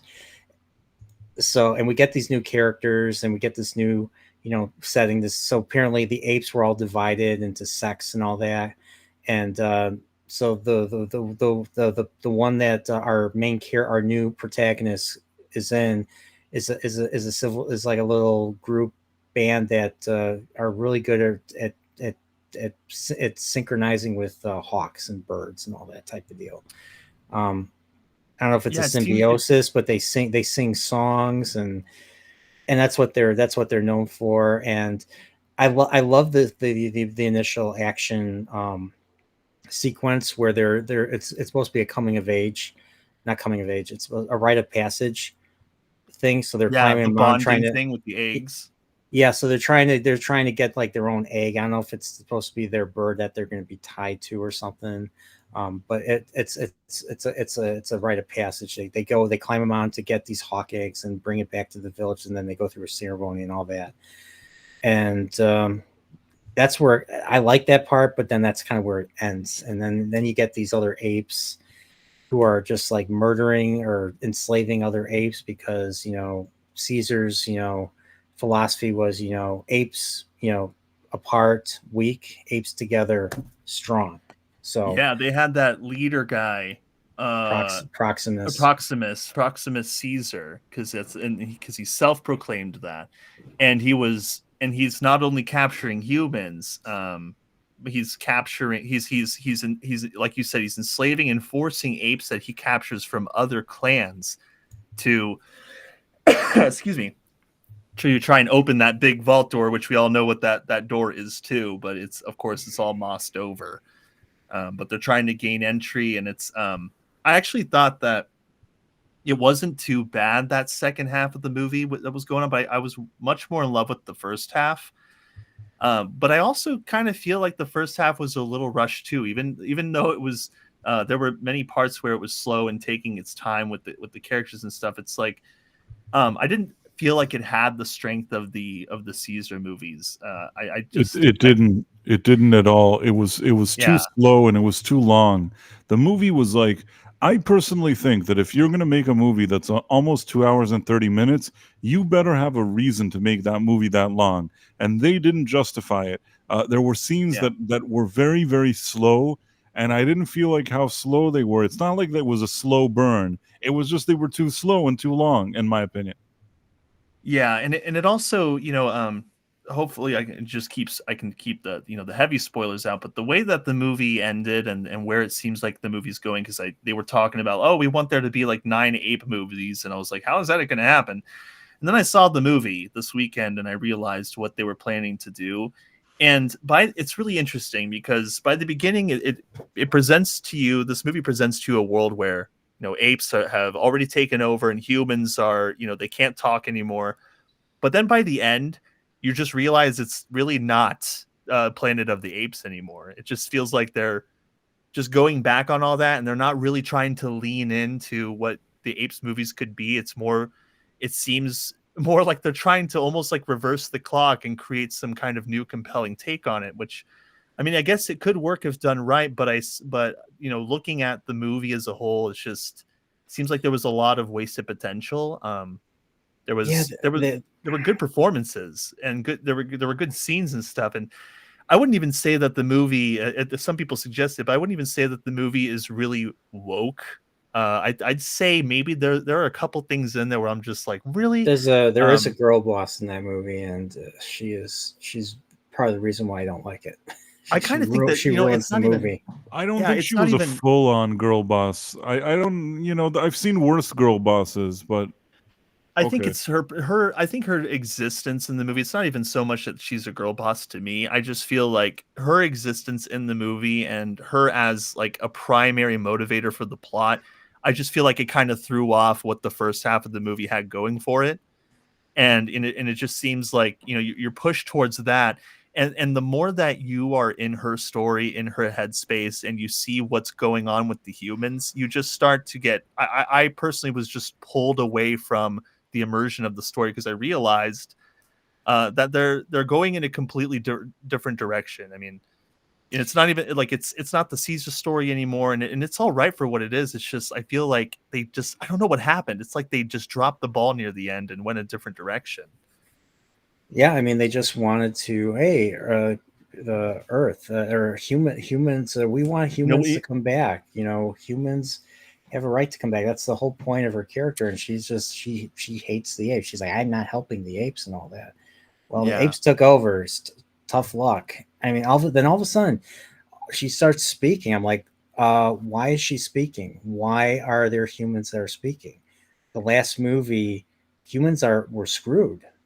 Humans were screwed, and not only because of the fact that they were dying off because of the simian flu, but also they were losing their voice. There was a supposed to be an anomaly, like she. Well, not just her. Apparently, there's a whole bunch of people. Right, there's a whole bunch of people because they probably figured, how are we going to make these movies with humans if the humans can't talk? So they're just like, let's have this girl say that she can talk, and there's other people that can talk. Frankly, I would have rather had them remake the original film, but do it in a way that.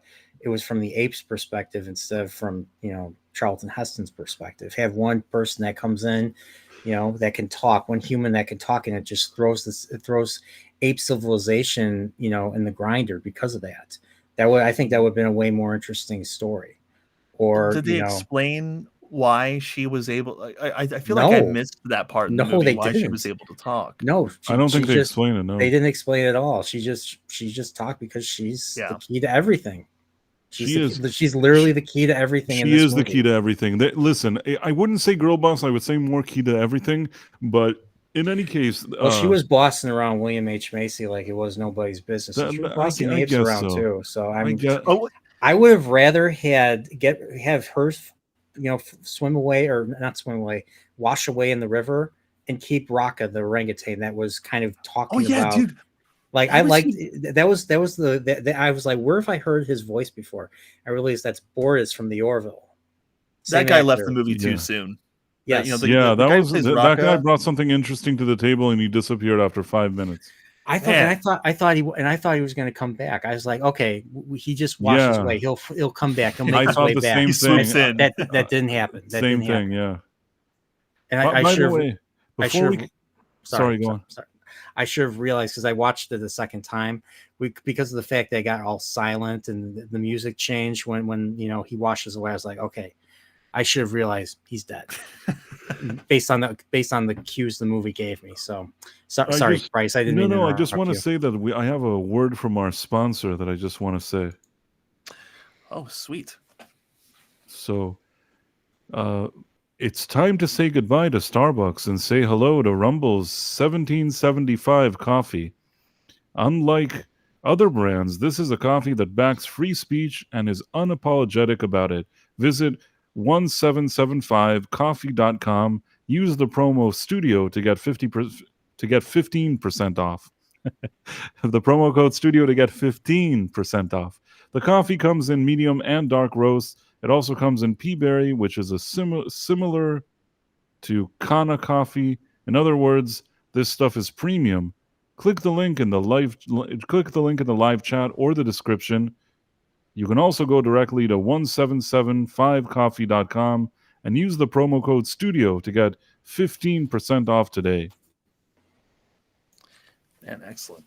We also have a really big comment from Matthew Mercillo saying supposedly this film is supposed to make way for a new trilogy of Apes movies edging closer to the eventual outcome, but Kingdom seems to indicate the filmmakers are afraid to advance the main story. If that was the plan, it would kind of make sense to me. If it's heading towards the eventual outcome, like the humans, they're coming back and they're smarter and then with their knowledge, they're immediately trying to take back over. Rather than to peacefully coexist, for example, spoilers, but sorry, not sorry. But if that's the way they're heading with the movies, I guess that would make sense. But I don't think that they're doing a really good job with bringing humans back with them just automatically being bad right off the bat again. That seems like where they're going with it. That humans are like this. They're trying to come back, and so the apes are going to completely take over and just enslave them outright when they fail eventually. And maybe that's true.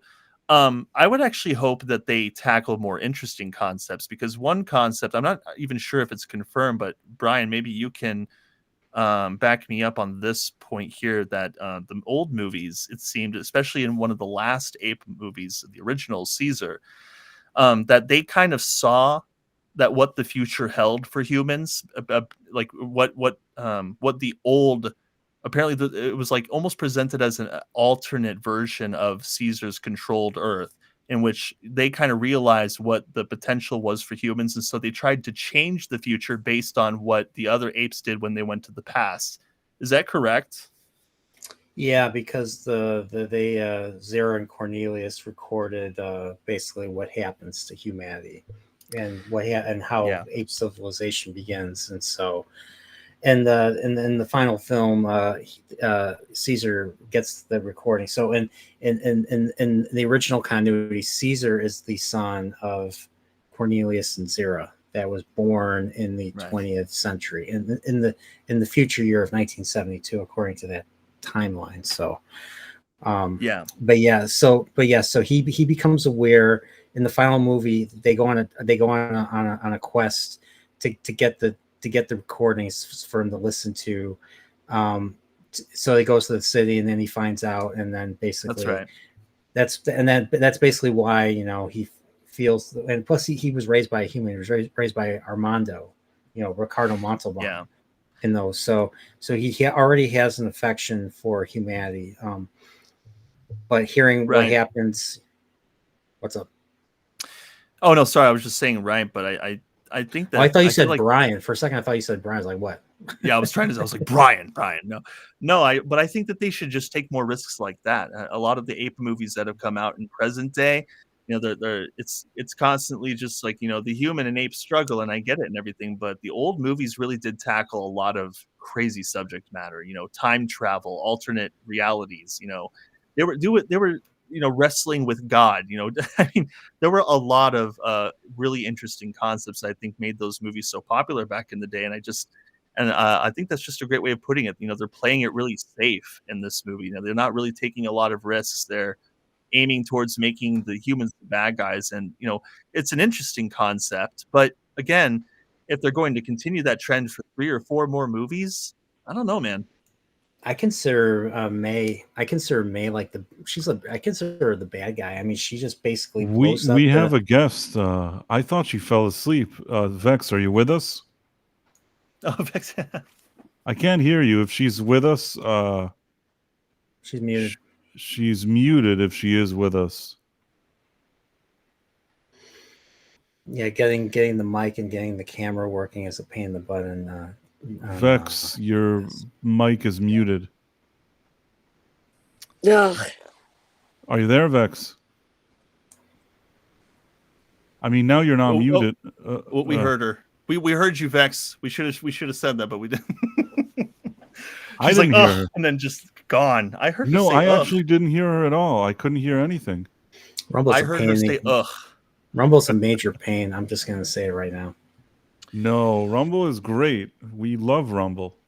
Well, yeah. Sorry, I take responsibility. Rumble is brilliant, great.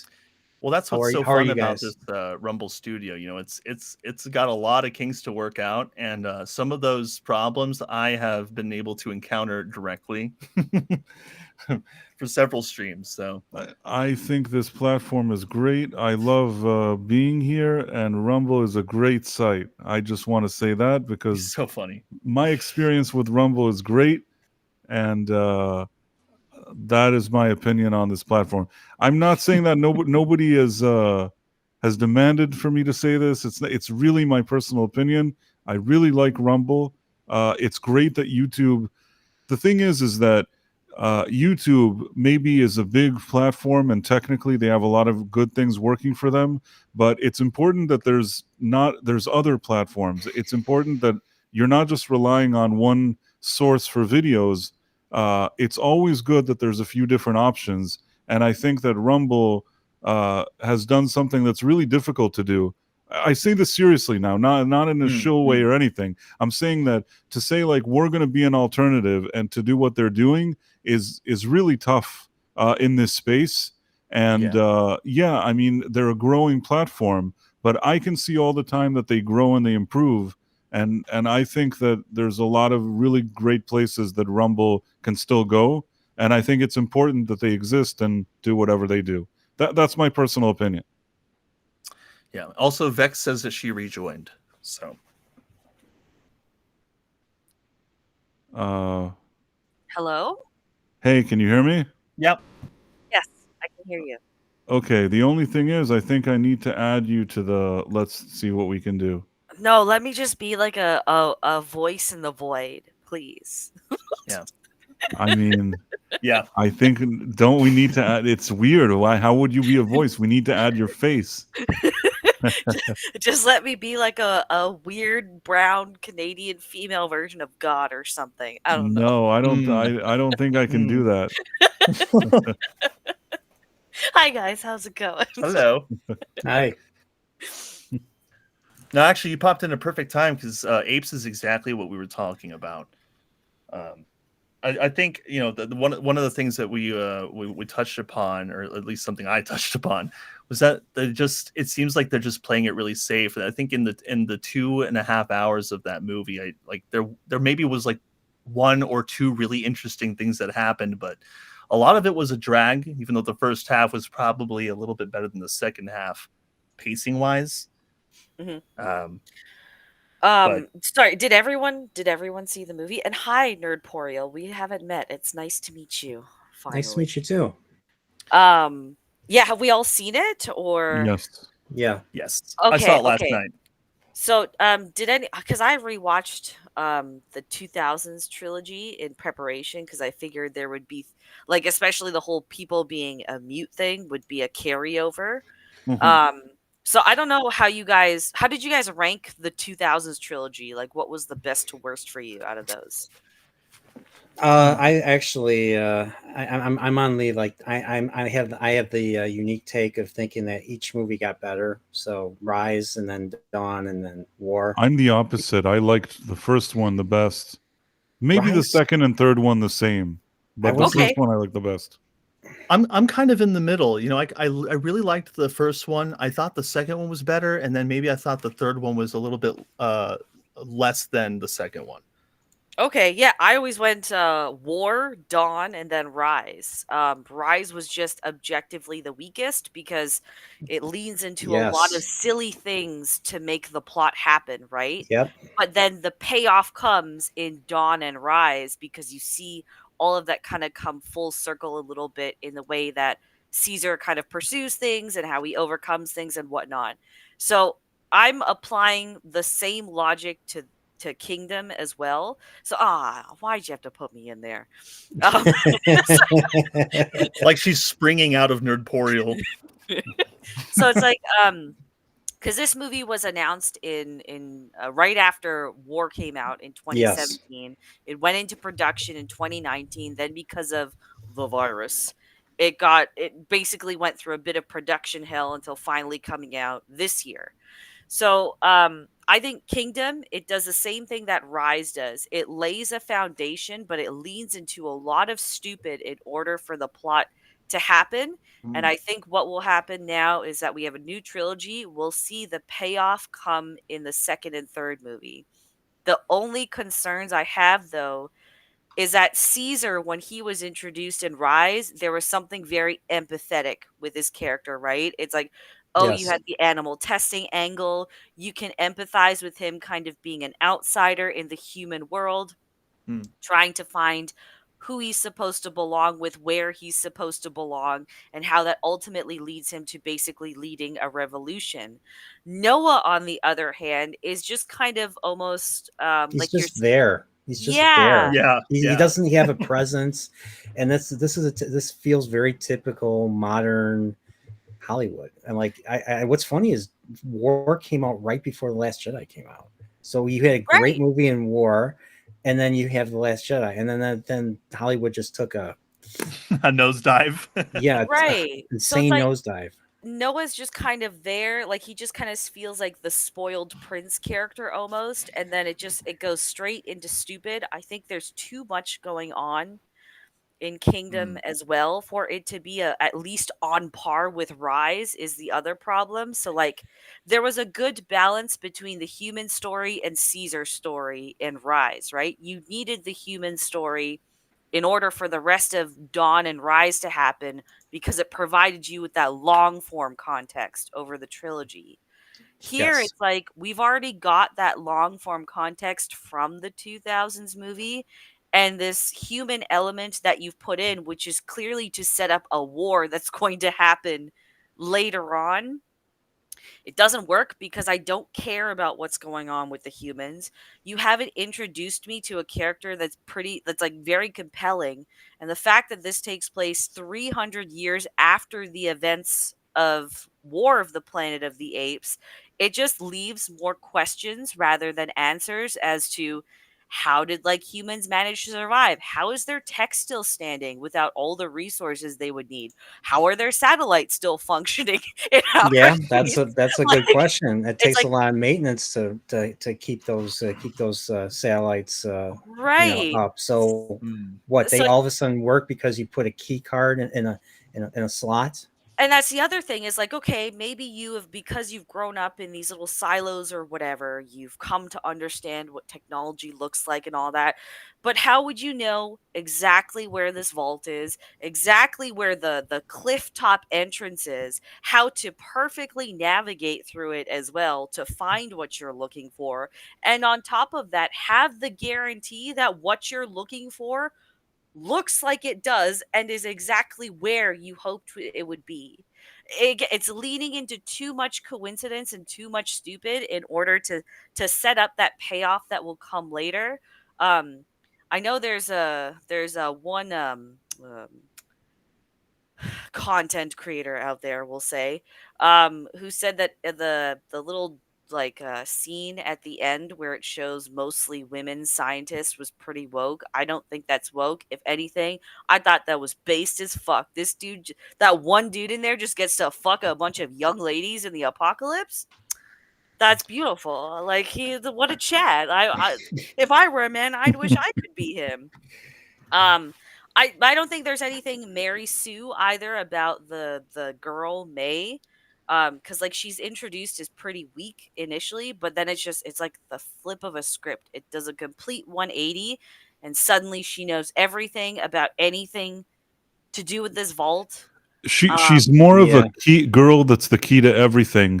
I wouldn't Yeah. say full on girl boss, because it's not like nothing ever bad happens, or that she beats up everybody and like gets rid of them herself. She needs that Noah's guys the Noah Apes helps. You know what I'm trying. Noah's help. She needs it. I'm not I even think- sure why he even chose to help her. Like, it just Right. why, like the whole thing with the. I mean, it was an awesome sequence. Don't get me wrong, but it was just like, it seemed like they tacked in that human hunt just to, hey, remember this from the original film? Because it had no bearing. It had literally no bearing on the story, because by the time they get to the bridge, somehow that gorilla general dude was already ahead of them. So even though they, Right. they were way ahead, like they stole their horses, they were way ahead of them. So I don't know how they got. I might have sidetracked there. I might have a little bit of a defense Wait, I want to for why answer he Bush helped her, though. McFadden. I want to answer Bush McFadden. A, you did write that, but B, I actually did think that. But credit where credit is due. You did write it, but it's not that I didn't think it. And I'll give you credit. You did write it in the comments somewhere that she's a girl that's the key to everything, rather than what the thing is. But I think that I may have even said it before I saw your comment, and then I saw your comment. But whatever, credit where credit is due. Not trying to make anybody in the chat feel like they haven't contributed the conversation. So it's a good comment, Bush McFadden. Go on, guys. I think I have a little bit of a defense on why he helped her, but I think it was really just panic. Because he was on a horse, and she calls out his name with her speech, which he never hears. So he's confused, and then he sees that other gorilla wants her. So he's looking at her, and she's looking at him, and the gorilla's looking at her. And I think that just in that last moment, he decided, okay, I'm not going to let this guy have her. And I don't know why she just did that, but I have to find out. And so he just rushed towards her.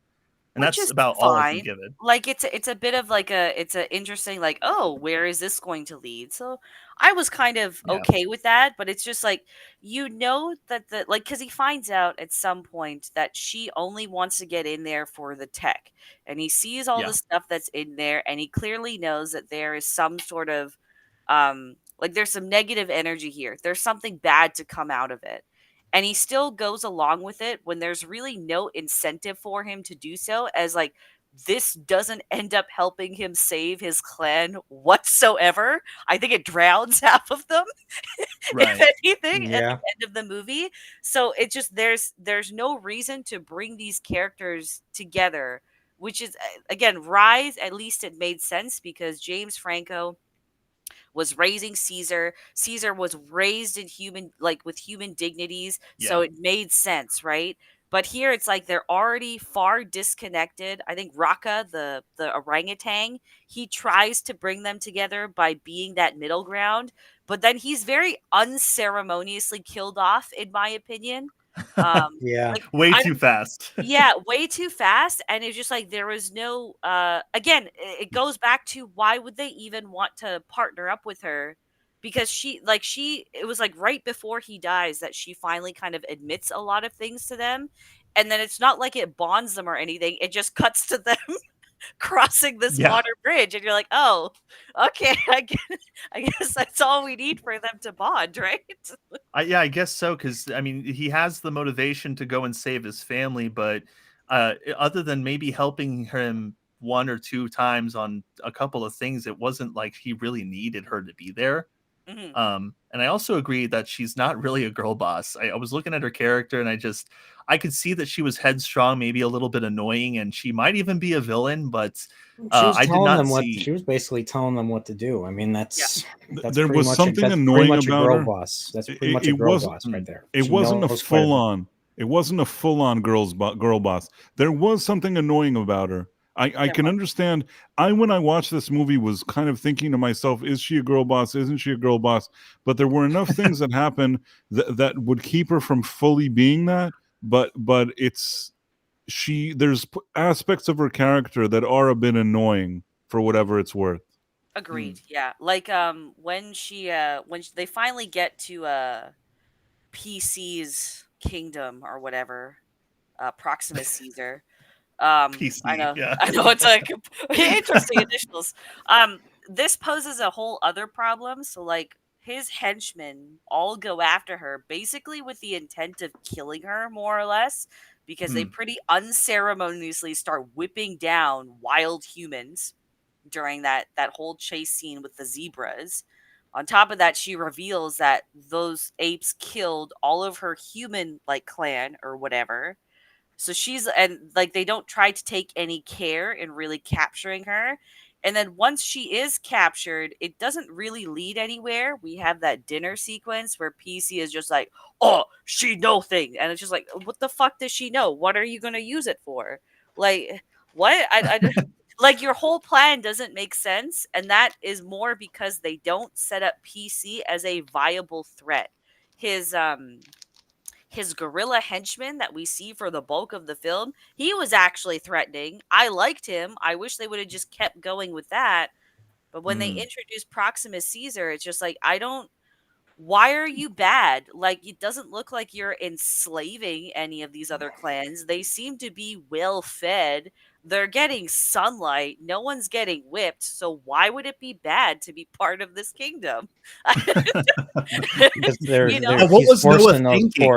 he's forcing those poor apes to open that door, basically. Oh, okay, but like they still just get to watch and no one's really forcing them to do it. Like it's just they all fall over and no one's just like you fucking idiots and beating them. They're just like, "Oh, we'll try again tomorrow, I guess, after our inspirational speech then."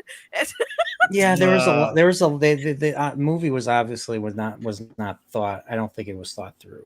Like Yeah. there's just so many like like all of a sudden like why doesn't Noah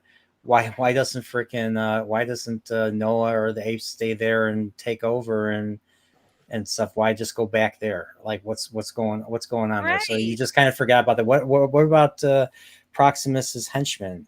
Or the gorilla dude? Why did the gorilla dude allow himself to drown? Like he could have just got out, swam out, and be back on the other side, but he's still reaching for Noah. Like I don't know. Like why did he go after them when they're all drowning? That's the bigger concern. why did the mountain fill up? There's this thing called sea level. That exists. Like how much water is flowing, and then once they break the dam and shit starts flooding, it's like, okay, what about all the other apes you just drowned opening this? Do those clans not matter? Like they all had a nice settlement. Like they had beach properties. PC was kidnapping these people and giving them prime beach property. I don't.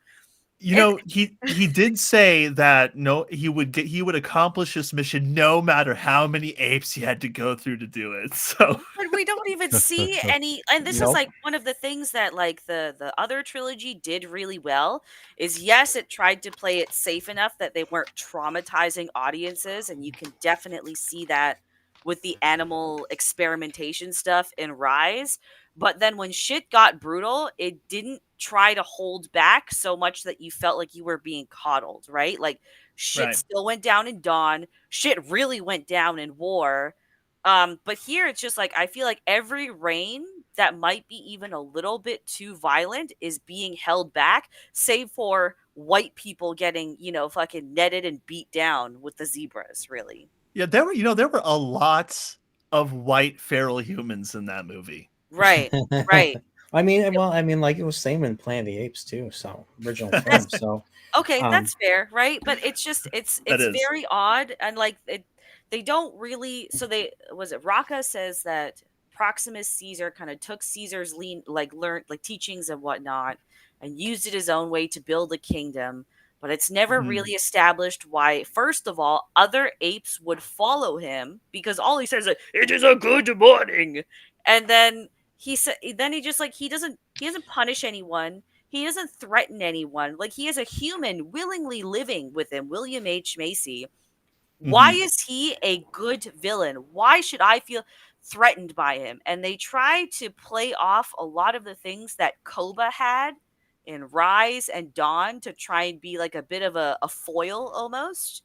But again, he's not established property as having properly as having any relation to this world, let alone our main character Noah. So he feels just largely useless in the plot.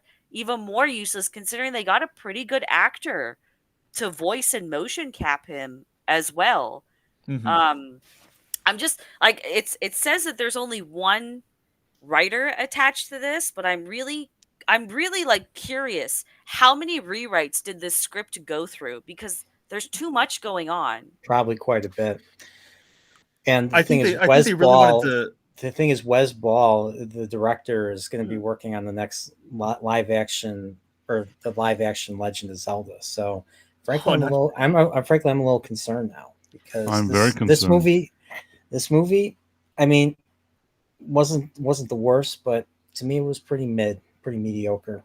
Yeah, like the bar was set pretty high with the other ones, so I can understand it's hard, but it's like this makes so many basic mistakes that it's a little disappointing. I don't know if you guys felt the same way as well, but I was very confused in the beginning of the movie. Like just the way that the world had been like laid out, and then the apes coming to attack the village. I was so confused as to why that was even happening and why a human was like, it felt disjointed the entire opening, and then it wasn't till about like 40 minutes in that it started coming together for me. Well, like, why was May like just hanging out there by the apes or something instead of doing her mission? Right, which like was to get inside that thing. Why was she there? Why was she there? How did she know that these apes would be useful in her final quest? How did she know that? She does know too much. Too much. This young lady knows. I agree. And then at the end of the freaking movie, she goes back to make sure that she goes back to say goodbye or something. And she holds that knife. That whole thing is annoying. She has a gun. She has a gun. Oh, she gun. Her. Yeah, sorry, I thought a knife. She has a gun. What was she gonna do? Murder Noah in his village or something? Like, why though? Like Noah was not a threat to her whatsoever. All he said Noah. Was, thanks to Noah, she's alive. She should thank Noah. She's a terrible character. Like she nearly had Noah and all those other apes, all those innocent apes, killed by you. She hit the button and caused the explosion. Right, they almost all drowned. I mean, she couldn't. She didn't care about anything. She's just. She's sorry, and she murdered. She murdered. I mean, as much as William H. Macy's, a Jake Skywalker, because that's when I saw. I was like, okay, that's Jake Skywalker. Yeah, no, like, she murdered him. He's like, I'm going to go tell I'll give you Proximus. that when she murdered him, I thought that's one of the moments that I said, is she kind of a girl boss now that she kind of jumped and murdered him this way? Like I thought that was a little girl bossy. Well, they didn't criticize her for doing it. They didn't even bring it up. That's true. Again. They didn't say, "Oh, why'd you kill this guy?" They're just she did what she had to do. Well, they're apes, human. Also, like the whole reason that guy's village was pwned by by that other clan was because that dude's horse just randomly walked out into the street for no reason at all. and it ran right back to the village. Yeah. Yep. So apparently, hawks, like they could have made good use of the hawks in that battle. No, the hawks, they released the hawks, and then they used the hawks. Oh, all of a sudden Noah knows how to sing the song, and the hawks come and they kill Proximus. I was just like, what? Yeah, it was a Kingdom of the Crystal Skull monkey swinging scene. The animals come to rescue the hero, just like in that movie. The song kind of made sense because they introduce how Noah's like not living quite up to his father's legacy, so I kind of could let that go away. But the entire last scene was fucking dumb because there's like 100 apes on this ledge. Only one of them is the bad guy, which is Proximus. Right, they could just give him a push. Right. Instead of helping Noah out, all of them, including his mother and his lover, just they stood around like idiots. I thought the same thing. I thought the same thing while watching it. I said, he's just here next to the cliff. Why do you need all these eagles? Just kick him off, Like all the eagles then, or whatever those birds came and managed to get rid of him, but they didn't need to even be there. All the people needed to do was to just gather together. if they were rising up against the guy, they could have just not sang and just helped him push the guy. Right. I mean, they didn't need to sing anything. No birds, no singing. Just get together, a few guys, push him off the ledge, and that's it. He's done. Yeah, And where was all of his men? Where were they all? So this is where I'm a bit concerned moving forward, because now you have not established this clan as worthy or even prepared to enter any sort of battle. You guys can't even take on one ape with 100 of you. You need birds to do it. What are you going to do when the humans come for you in the next 2 films? I don't feel like I don't care about what happens next. I'm not interested in what happens next. You haven't given me anything good to work with. It's very disappointing story-wise, but even then, because I'm hopeful for maybe where they might go with the next 2, I can see that there's potential. It's just a messy start. On top of that, I do feel that even though this was a bad film, it feels like a step, like a course correct almost for Hollywood. It's not overtly pushing a message. It's not trying to put one group or idea over another thing for the sake of plot. It's just a bad movie, which we've had plenty of far before, Mind Virus and whatnot infected mainstream filmmaking. So, and it used a lot of practical effects, which I appreciated as well. I thought the CG was very good. Like, I actually felt pretty excited seeing it on the screen because of how good the last trilogy was, and it seemed to improve on that somehow. Yeah. So it had elements that worked. It's just the core stuff that should have really made this movie better is lacking. I even thought of some ways of I don't know, how would you guys fix this movie? I agree. wouldn't make it. I think that it was. I think they just played it really safe. That was a huge problem. The old movies, the really old movies, and I was just talking to them about this. Like, they took a lot of risks. Like, they tackled time travel, they tackled God, they tackled a whole bunch of thought-provoking elements and philosophies that they would, and even morality. Like, these characters would constantly argue about, and like, what if this decision was a good idea or that one. And they didn't do any of that here. I feel like they should have just taken a risk. If you were just going to start off, reboot the whole thing, like what's his face with Ahsoka, you might as well have tried not to make it as uninteresting as Ahsoka. We should have seen a like a full blown ape civilization, and I think we should have seen a single human come into the mix, a single human that could talk.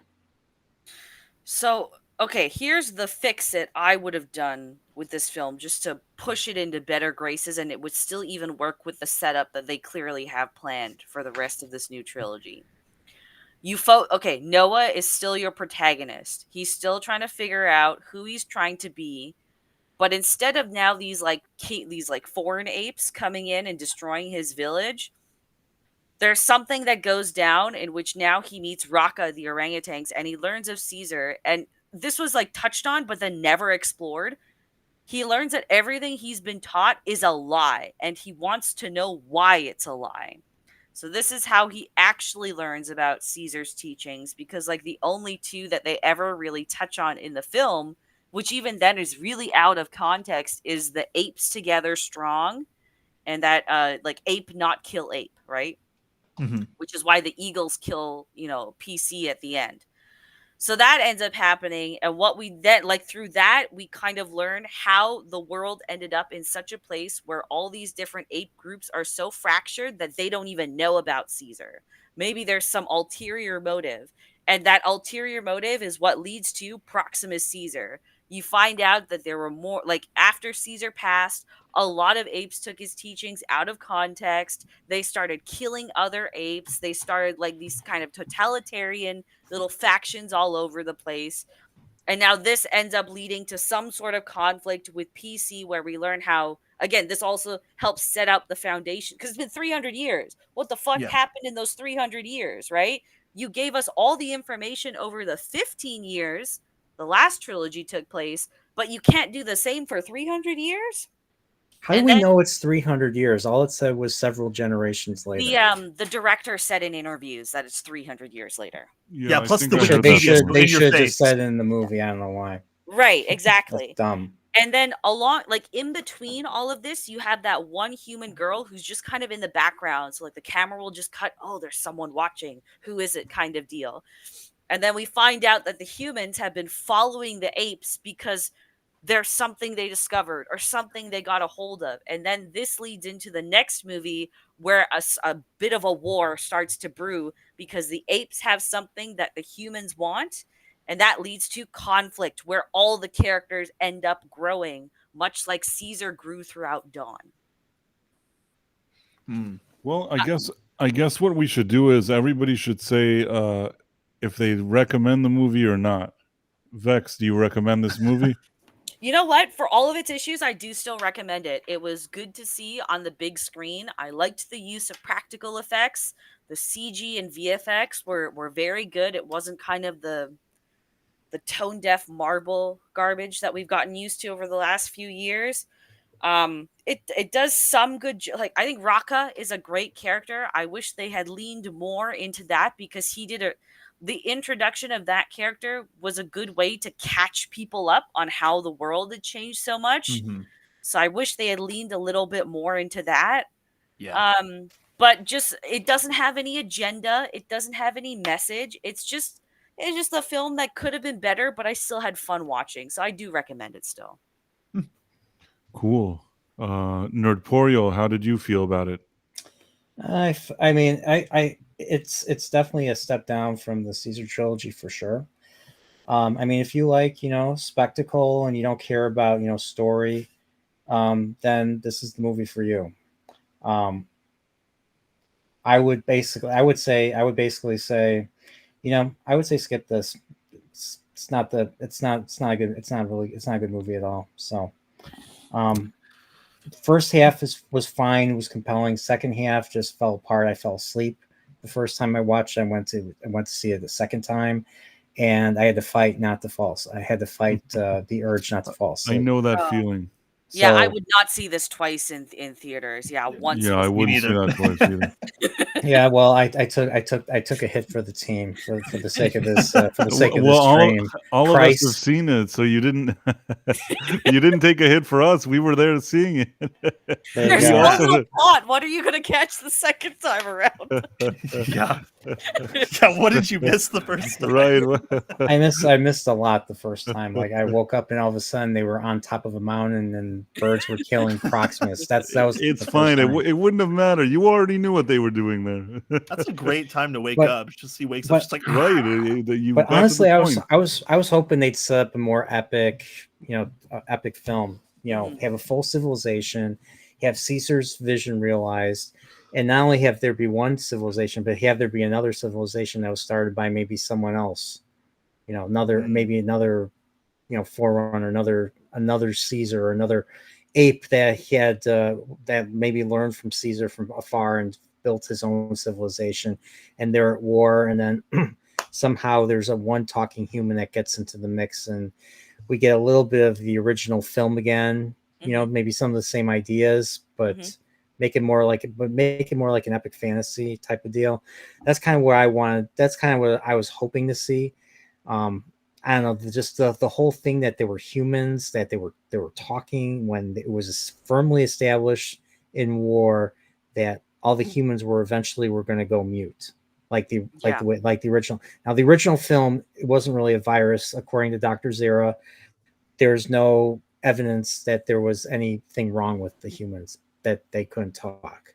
But in this universe, there is. So I'm just. They have to explain that. And that the problem with a lot of modern stuff is they don't explain stuff. They just do it and they don't think about it. And then they expect the audience they expect it to pass over the audience. So that was actually explained in War, in the third movie, the mute thing. Yeah. Yeah. Oh, what did they say in War? I actually forgot about that. So it's about like the mute. So the reason that Woody Harrelson was going on kind of like a killing spree and movie, because he was in a rebel faction, right? He wasn't part of the military. He was trying to get away from them. So he had started killing some of his not teammates. Oh my God.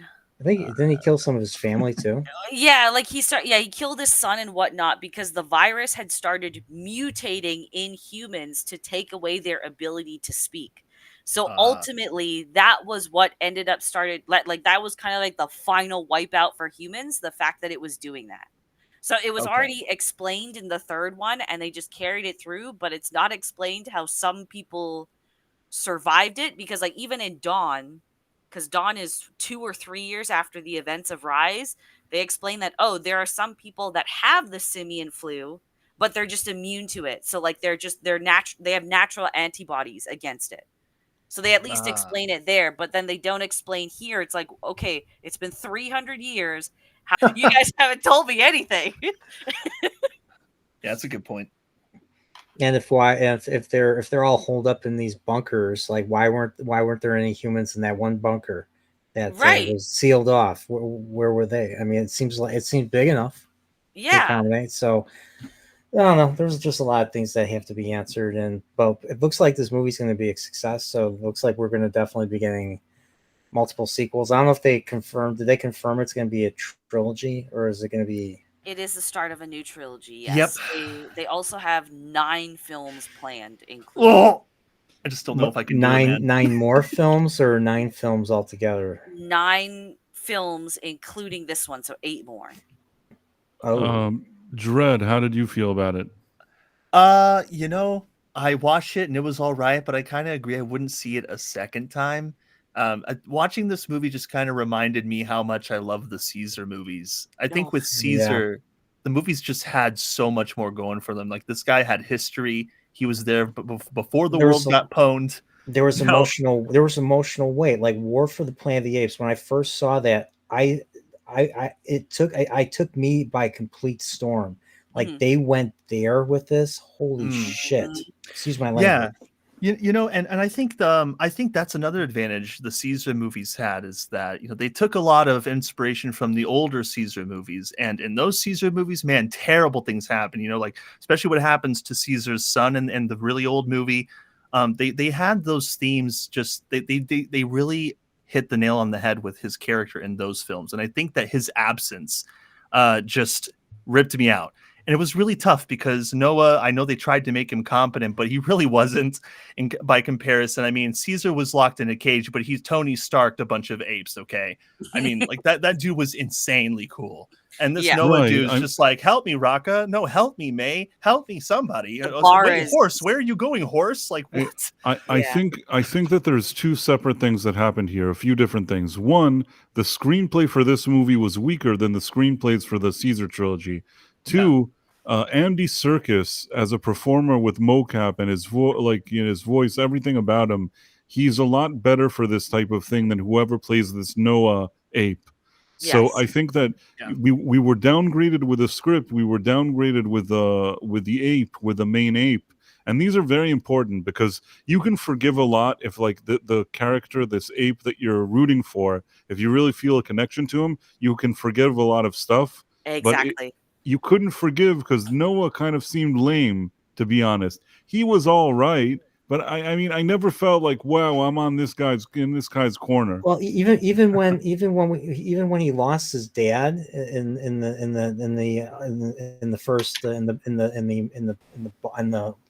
what do you call it, the battle, the attack or whatever? Right, in the attack on the village. It felt like there was very little weight because it just happened so quickly. Like we barely barely know the character, we barely know their relationships and all that. So all of a sudden he's dead. I'm like, oh, yeah, hi, Dad, I love you. Next scene, it's like, no, Dad. Right. Also, he just he watched his dad just get beaten down by a gorilla instead of. I know he waited a hot minute before he jumped on that ape. Yeah, so it's like you got you can't. You're just like, oh man, this guy's. Would I want to root for him?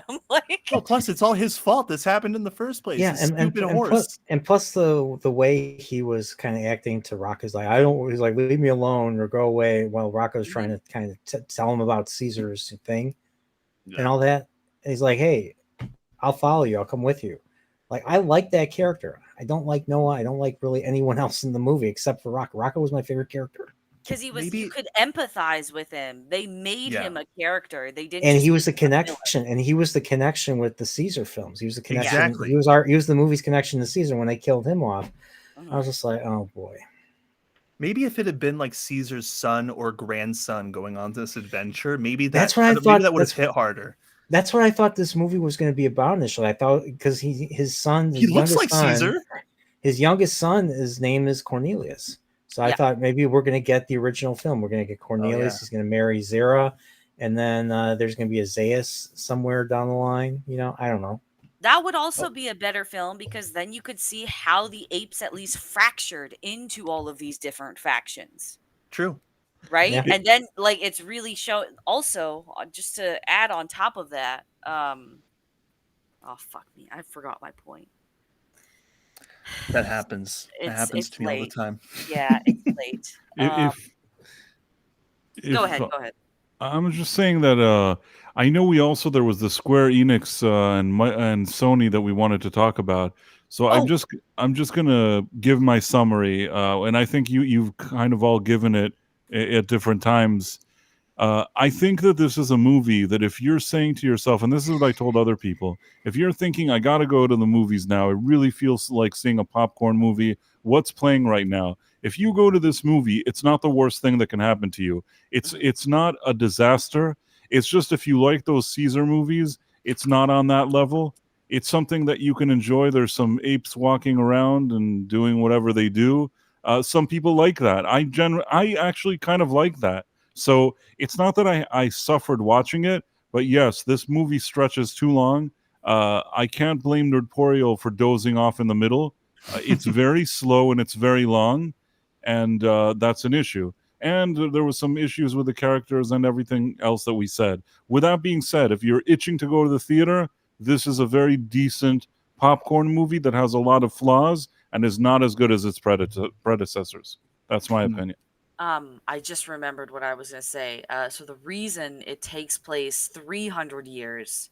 So when Wes Ball was offered the project, he didn't feel comfortable following like the trilogy because he didn't know how to work with that storyline after Caesar. So then they did some back and forth. He knew he didn't have what it takes. Yeah, so they did some back and forth, Yeah. and like when they finally agreed to allow him to work in the future in the same universe, that's when he officially signed on. So, Wow. yeah, take it as you will. I think that's a poor choice. Like you guys said, you could have just done the son or the grandchild, and it still would have worked. You could have just an apes movie, then lead into the human stuff instead of starting with the human stuff. Yeah. Then there would have been it would have been a great connection, and the investment would have been there, and I think there would have been more weight. I don't know. Yeah. That's just me. And Thanks, Wes Ball. Yeah, it would have been good because people loved War of the Planet of the Apes. That did phenomenal, and that is just mostly an ape movie. There is so little human intervention in there, and it's a beautiful ape movie. So, like, you have the evidence that it can work. I don't know why you had the urge to input so much human when it's not necessary. It's odd. That's all. Well, if you want to get more excited about the writer, this dude's writing the new Fantastic Four movie. The guy who wrote this one. So, yeah. Anyhow, Dread, you should talk to us about the Square Enix and Sony thing. Oh, well, Square Enix is they're restructuring, and they've fired quite a bit of their staff. A lot of their indie people are being let go, and a lot of people are putting the blame on Sony. There's actually being blame shifted all around. It's just craziness right now. They're also choosing that they're not going to be exclusive with just Sony anymore, which is in the grand scope, some people might not think it's a big deal, but Square Enix has been with Sony for the longest time, and just I guess after seeing their quarterly financials, and just seeing how little money some of their games are making when they feel like they should be making more, they've decided that Sony just isn't the most reliable option, and if they want to make ends meet and be successful, they're going to have to rely on other platforms to release their future projects.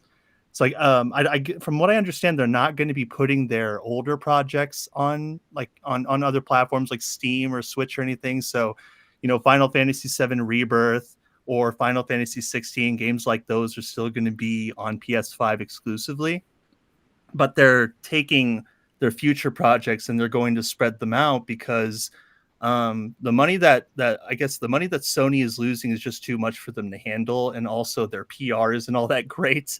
So they're looking at other options, and it's kind of a crazy situation to me personally because I'm looking at like especially today, they came out with the sales results for Helldivers 2, and it's like one of the most successful game launches ever. They made so much money from that, but they're still having so much trouble. There's so much restructuring, consolidation, and mitigation of employees and implementing them into other departments. It's just and that's not just on the Sony side, that's also on the Microsoft side. So it's really just a big picture situation. But I took interest in the Square Enix situation just because they've always been two peas in a pod. It's something that I've remembered ever since I was a child. And it really speaks to the negative direction, or at least the chaotic direction that the gaming industry is headed in when things like that happen. And so it's just another block to add onto the Jenga tower at this point. Yeah, so like Sony had like a 20% stake or something like that in Square Enix. That's why they had like such a huge partnership in terms of the game. So it's just the AAA stuff that's going multi-platform. So that means a lot of the single and double A stuff will remain Sony exclusives, which is fine. I'm looking at the financial indicators. It looks like their finances were down 70% year over year. Yeah. Which is a $141 million loss. And that's considering because there were 2 Final Fantasy remakes that we got this year, right? This past year? I believe so. Well, yeah, we got 7's part 1 like a couple years ago, and then we got 16 and Rebirth. Okay, yeah. And people have been and Crisis Core, that was another one. There you go. So like I know Dude, I forgot about that. I know Xbox players and PC players have been they've been wanting Final Fantasy ports for a very long time. I think this is a good thing for Final Fantasy fans if you're not, because I think there are some franchises that have such a large fan base it's beneficial to go multi-platform. I don't see any problem with that. But if you got a dedicated Japanese fan base that's only going to play like Waifu Simulator, then keep that on wherever it's going to do best kind of deal. Don't spread your eggs too thin. I've got Square Enix has been kind of in the shitter the last few years though. They've had a steady decline more or less in their revenue for a multitude of reasons. They've done quite a bit of restructuring just over the last 5 years. I know this is not their first round of layoffs just in the last 2 years. On top of that, they've also, like the Western portions of Square Enix have been sold off and reacquired a couple different times as well. Yeah. So this also, is just, Rebirth did not sell well in Japan either. That was another big thing. Oh, so wasn't that because so my understanding is that I'm not a Final Fantasy person. I think it's a really gay franchise, okay? But from my understanding, it was usually turn-based, right? And they earlier for a good portion of them, yeah. Yeah, so most of the fan base is used to that, and then they've taken the newer installments in a different direction, which has kind of affected the success of them more or less. Is that fair to say? Yeah, I think also the PlayStation exclusivity as well. That didn't hurt it before, though, right? Because I think it had limited release on Nintendo systems, but it was always primarily a PlayStation thing. Yes. Well, I do believe from that's 7 true. onward, yeah. I think that's something that they looked into because they realized that was just adding on to their set of problems, which it probably played into their multi-platform decision. I'm not saying that it's like the primary motivator, but it definitely contributed because otherwise they probably wouldn't be considering it for future titles, especially AAA. I don't know if that's going to be Final Fantasy, but I do agree as a PC player who's also a Final Fantasy fan that I think that it should be on PC. I think they should totally go multi-plat with Final Fantasy games. Yeah. They already released 1 through 6 on the Steam. Yeah, I played the Pixel remaster, which I think is excellent so far. I've only played 4. I've only played the original. I think the first one ever. Nice. I started with 7. Wait, which is the one that was on the NES? Because as a very young kid, early game, the very first one, the original 2 and the original 3 were Japan only. So when 4 was released in the US or North America on the Super Nintendo, they called it Final Fantasy 2. So I which see. one came out on the Game Boy? That was the first one I played, like the original Game Boy. Final Fantasy something. I want to Oh, say thank 3. you. I was like Let me look it. I'll look it up. I was always under the impression that I played Final Fantasy for NES, but then it turned out that in Japan that wasn't Final the Fantasy first one. Legend. Final Fantasy Legend is what it's called. Okay. What about the one I played? The original Final Fantasy. So was it 3 that was on the Game Boy? No. Well, then there I am. 3 was also Anyway. on the Super. 3. So 3 on the Super Nintendo is known as Final Fantasy 6 because 5 did not come out in North America. You know what? gotcha. You're right. That's the one I played, the one that you just said, the first one, and it was awesome. I never played the original NES version. I played the PS1 PlayStation. It's called the Final Fantasy Origins version, which is Final Fantasy 1 and Final Fantasy 2 remixed, remastered or something. Kind of like the guy got the Super Mario All Stars treatment, if you know what I mean. Gotcha. So Yeah, someone else mentioned in the chat the whole NFT thing it did last year. Not last year, it's 2022, I think. They were buying heavy into NFTs, and then that kind of crumbled in itself. They just haven't been making good decisions, so this is kind of like a last-ditch effort to try and keep this thing from either crumbling or being purchased by a bigger publisher, I feel. Yes, yeah, they're not doing too hot. They just keep dropping the ball left and right. I don't even know how else to put it. They just like left and right. They keep making bad decisions, and it's all in the name of boosting their PlayStation numbers, saving face, being deceitful. I think is the biggest problem I have with Sony right now. Just when they've been implementing, for example, the PlayStation requirements and going behind the scenes while people aren't even paying attention to change their policies and frequently ask questions, like on the day of all these bad reviews coming in, trying to make it seem like these rules have always been there. I think so many people are waking up to how shady and just crap Sony is. And that's why they're... Sorry, finish your point. Sorry. And that's just why a lot of people are panicking and just making it more known now and talking about it more. But that's all I was going to say. Yeah, no, I'm like, I guess I'm glad in a lot of respects that people are seeing it, but this isn't a new problem. Xbox did it 10 years ago. Yeah. Like they've been, so it's like anyone who owned an Xbox, you're kind of aware of these practices. It's just it's a bit of a wonder that people are, and like Sony's no stranger to this either. They've been pretty sneaky with things more or less since The Last of Us Part 2 came out. Like that really marks where even the decline in just like their consumer practices dipped.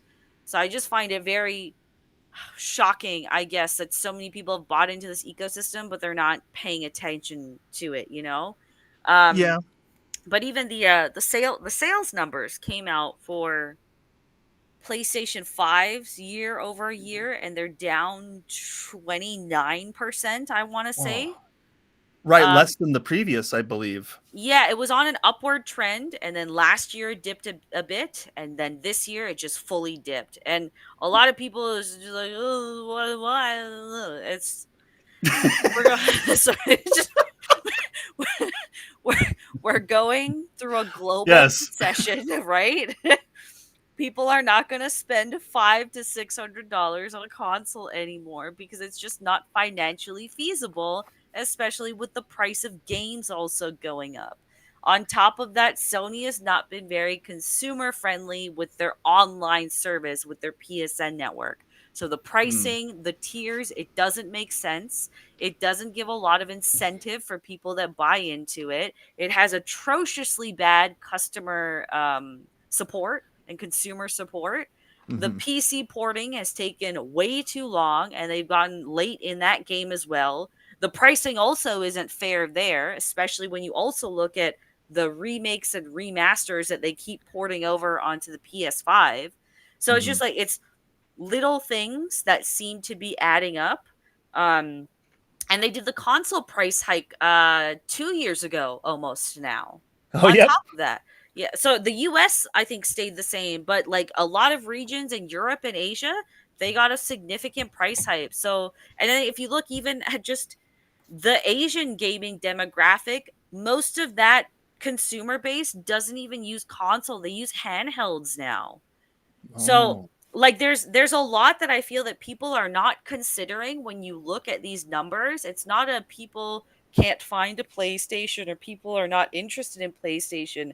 This is the same problem that Xbox is having, but on a smaller scale because they didn't sell as much, right? Nobody can afford to buy hardware. There's no incentive to buy into a console ecosystem anymore when entry level PCs are the same price, when there's more option on PCs, and when consoles are just getting more and more restrictive with their consumer practices. So it should be no surprise that there is a dip across the board. The very, very rare exception is Nintendo, and even then, the Switch was basically a handheld from the get go. So they knew their market, and they've been thriving in that market because of it. Yeah. Oh, I think that console gaming is just a thing that's going to be of the past. Yeah. I think that in this climate, it's just not a very profitable model anymore. I think No. a lot more people just want more games to be available to more platforms, and it seems that some of the developers are taking notice of that. But I don't think that it's being noticed enough. And I think as far as the player base is concerned, Mhm. if you think that Sony is raising prices now, they're probably going to raise them up even higher because Oh, yeah. they're just starting to realize how bad things are for them, and other people are too. And sales are going to drop, stocks are going to drop. Guess what? The first thing that's going to go up is the prices for PlayStation Network and for games. Yeah. They already did that with Microsoft. They just announced they're going to be upping their prices again. So Yeah, this is for just Game the Pass. beginning. Yeah. And was it? There's even rumors that GTA 6, the base model, will cost $100. Like I have that's heard something like that. That's yeah, crazy. yeah. That's a rumor that's been going around too. And this is this is just an entire industry that needs to collapse at this point. It's not feasible to be having $200 million budgets for games anymore. It's not feasible to be charging $70 plus taxes for a game as well. The digital sphere, like that's a whole other mess because that Mhm. limits all of the ownership and access rights that you have as a consumer as well. So like, Yeah. and then on top of that, at the rate that kind of like the specs and stuff are improving for gaming, consoles are lagging behind like literally a year after they come out. Yeah. It's so I agree with you 100%. I think the next generation of consoles, that will be the very last one. I feel that Xbox, especially because they've been pushing cloud for like a decade now, I think they will kind of be they're going to be the forefront of it a little bit more than Sony, because Sony did get into the PC game a little bit late. That's all. And not only that, but their PC service is based off of a Microsoft cloud as well. So Yeah, I can honestly see them all merging into like at one one big point, thing. yes, Yeah, agreed. and then that will just be the one thing that people are going to have to deal with, that they want all of these titles and all of this opportunity. And it's just such a weird thing to be thinking that that's where it's headed, but it just seems like that's where it's going. It's Like like there's so it'll much be merging. yeah, it'll be kind of like a cable model almost, but it'll all be cloud. So you'll be able to buy a device from whatever, a handheld or a PC, and then there might be some sort of subscription model that you can subscribe to in order to get Yeah. everything. I I really think Xbox really fucked up with the day one thing, and that's why they're struggling now. I think they Hmm. should go back to a model of just have it on a release and then do what they do with movies now, put it on streaming services a month, 2 months after release. At least you recoup your costs for the 1 to 2 months. Because if we've learned anything, it's that gamers, if they have the money to spend, they will not wait. They I'm will gonna have buy it to day one. I'm gonna have to stop you right there. That's actually a good idea. Mhm. Sony and Microsoft, they don't really do Oh, those. I know they don't do good ideas, right? But that's what they should be doing instead of just spending $69 billion on fucking Activision Blizzard, right? Instead of closing studios and everything, make a model that makes sense. But even then, the streaming model was doomed from the beginning. That's why Netflix is increasing prices and adding ads and all of this stuff. So True. the same fall that has affected like TV and like mainstream entertainment, it's going to bleed over to gaming, but it's going to be so much worse because this is like objectively a much bigger economic market compared to movies and television. True. So the fallout's going to be a lot worse. It'll be a lot easier for them to implement the AI shit too. So you're going to see even more layoffs. It's going to get really fucking bad. Not just because we're in an economic recession, but because it's going to just be, why spend $200 million to make a game when I can just hire a guy to program an AI for me? Yeah, that's true. Right? Like it's going to get marginally worse. Like it's already happening. So like it's unfortunate, but yeah, it is going to come to a point where consoles are not here. Exclusivity is not going to exist anymore because this industry has bubbled into something unsustainable. And it's got to either go that way or collapse completely. Yeah. I'm hoping that's not the case. I'm a console guy myself. Well, there's a good chance that it'll happen.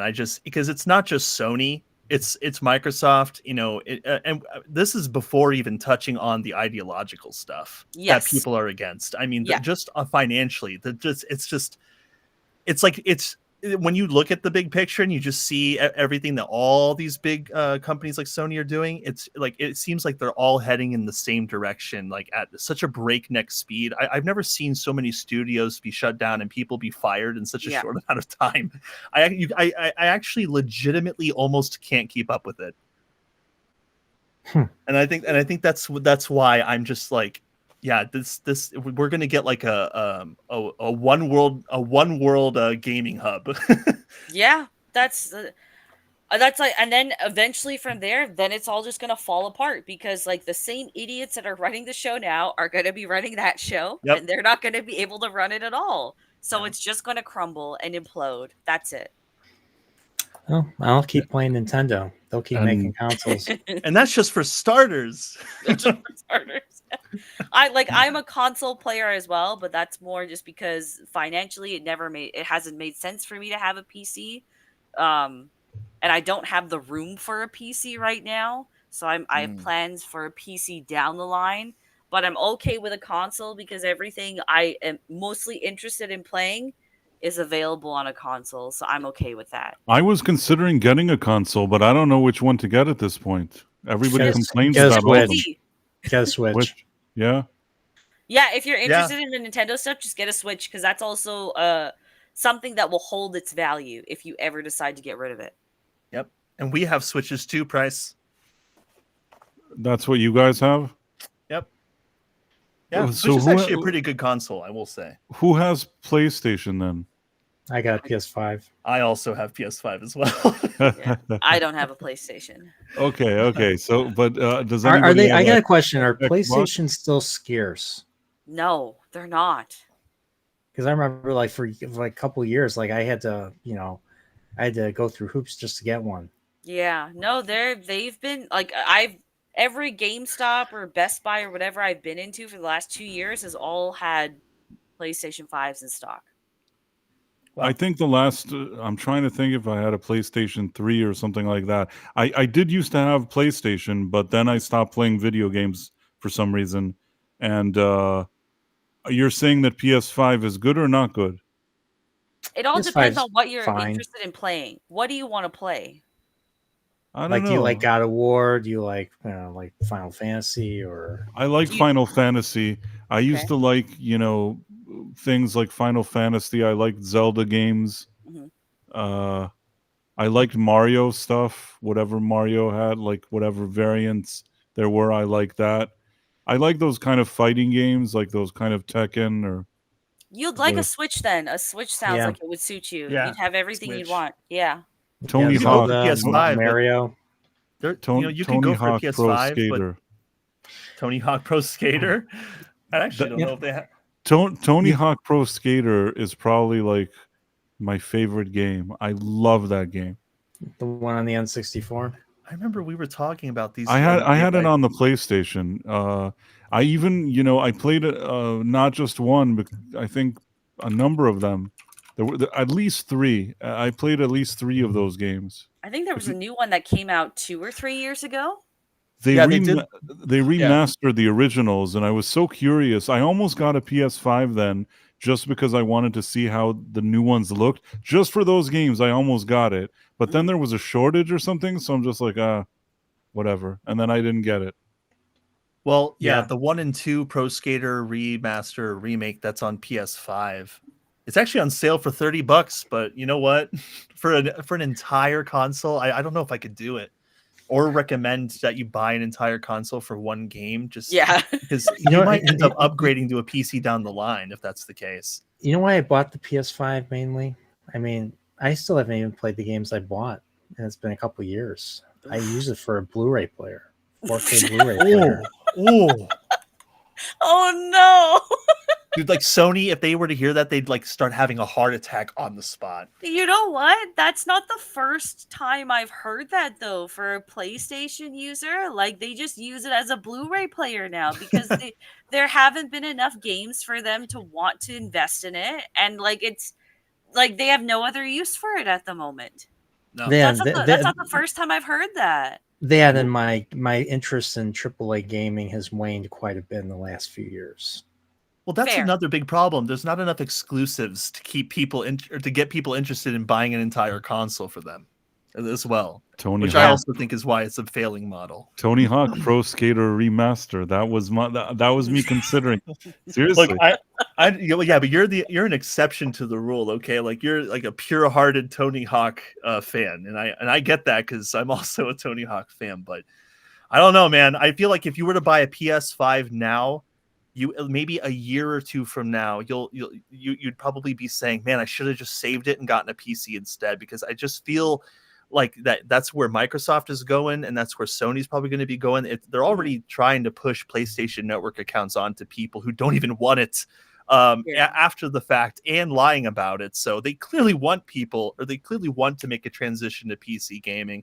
Yeah. I just don't. I like looking at a PS. I love my PS5. It's fine. I love PlayStation, but I don't know. It's weird. Sitting here, I can't recommend it as a purchase. I don't know. By the way, what happened to me was after I wanted to get the Tony Hawk thing and with the PS5 and I didn't do it, I ended up like I have like a retro gaming console and I ended up just like firing up the old games and I sat here and I played them. Probably spent too much time playing them, but then I went back and actually played the original games. The graphics aren't as cool as they look now on this remastered version, but it was still fun to play them. That's all that matters then, as long as you're having fun. Yeah. I'm kind of in the same. I have an Xbox and I'm kind of in the same boat as you. Like I abandoned AAA gaming a very long time ago. So I just play mostly like indie games. I've been pretty happy with all the indie stuff that Xbox has put out, but it's also like I can play all of these on PC, so why do I really need an Xbox? Right. Right? Yeah, So it's just like right. you're not because now that I know everything you put out on Xbox will be on PC because it's the same platform essentially. I have no incentive really to have an Xbox aside from my Xbox I didn't even buy it. It was an anniversary present. So it's like I wouldn't have it otherwise. I was just going to hang on to my Xbox One and wait till I had enough money for a PC and just upgrade to PC. Yeah. So it's just like I don't feel like there's any incentive for me to invest in a console anymore. No. Plus, I can't even run the AAA games. Like several of the last AAA like big games that like Dragon's Dogma 2 and other games like that, they can't even run efficiently on the PlayStation without like a day 50 and a day 100 patch. There you go. And even, it's there's the same a on lot. the Xbox. Yeah, it's like everything is still locked at 30 frames per second, even though everyone is begging for 60. But let's be honest here, okay? These machines just can't keep up with it. Like it promised it can do it in very, very specific conditions for very specific games, but they're not built for the expectations that you have. You were sold a lie essentially with this new generation, and people unfortunately fell for it.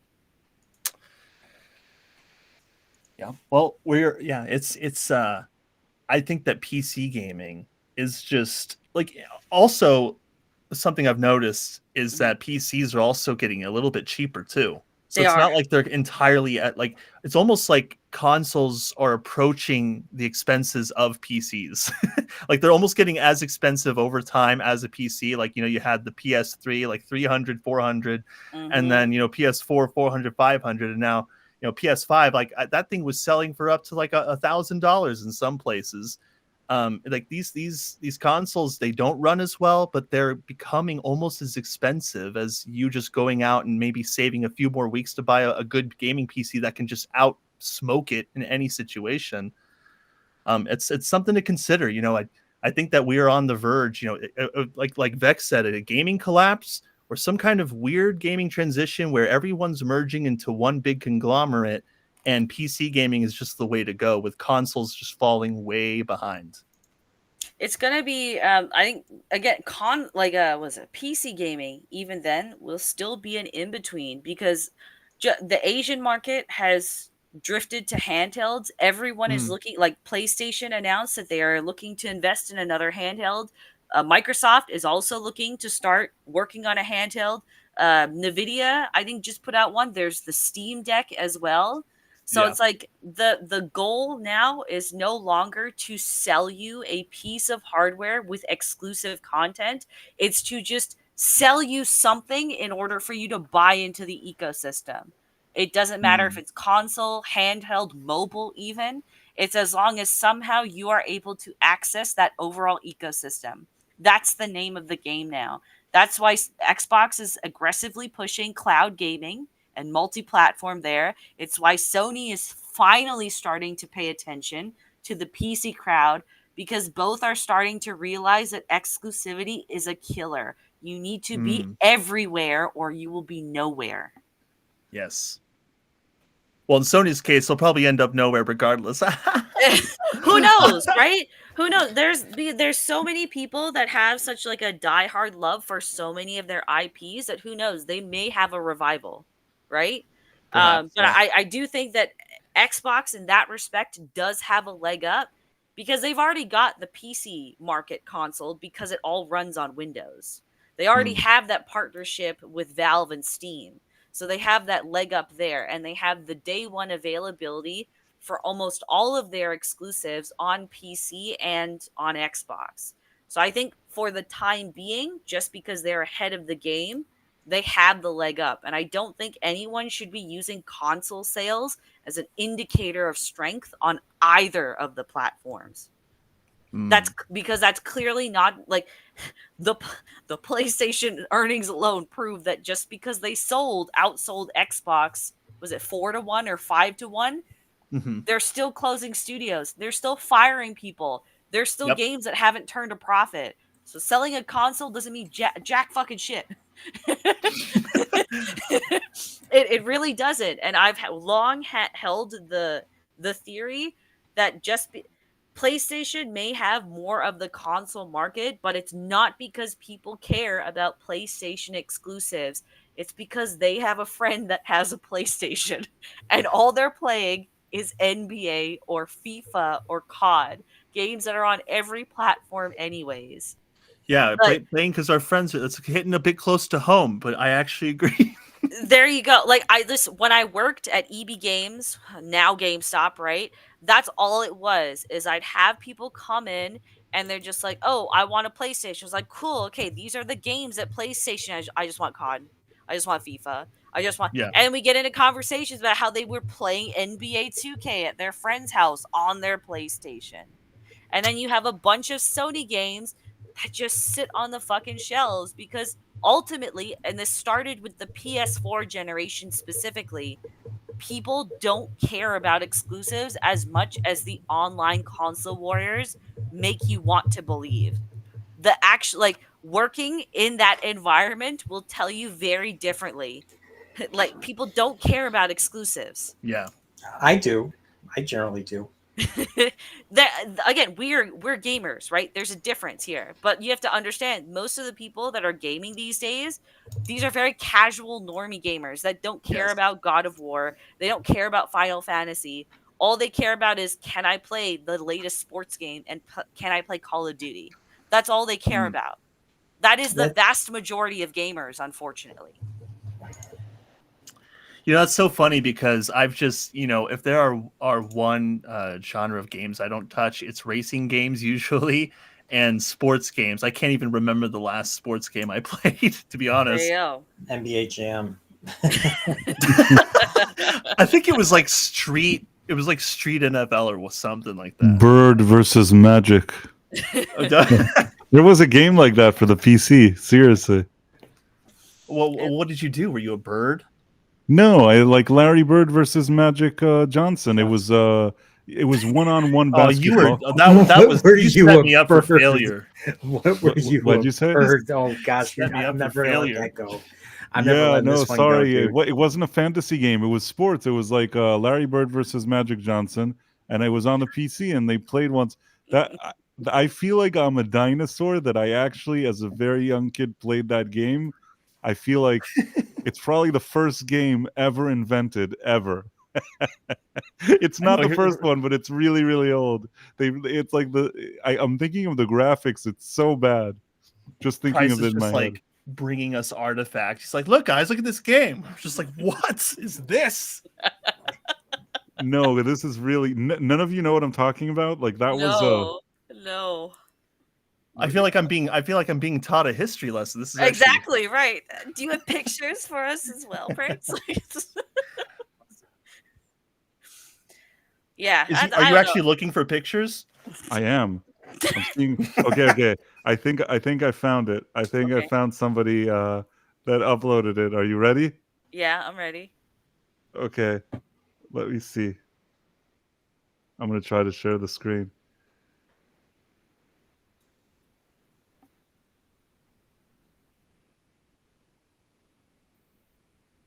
Watch us get instantly demonetized for this. Right. Or stream taken down. TOS violation. Banned. Electronic Arts. This has to be Electronic Arts. Somebody had to. I have better management, at least. Yeah. Price, I can't see your screen just yet. Oh, you can't see it? Yeah, none of us can. Oh, and by the way, I was wrong. It wasn't Magic. It was Dr. J. Now you guys are right. I didn't even get it right. But this was the game.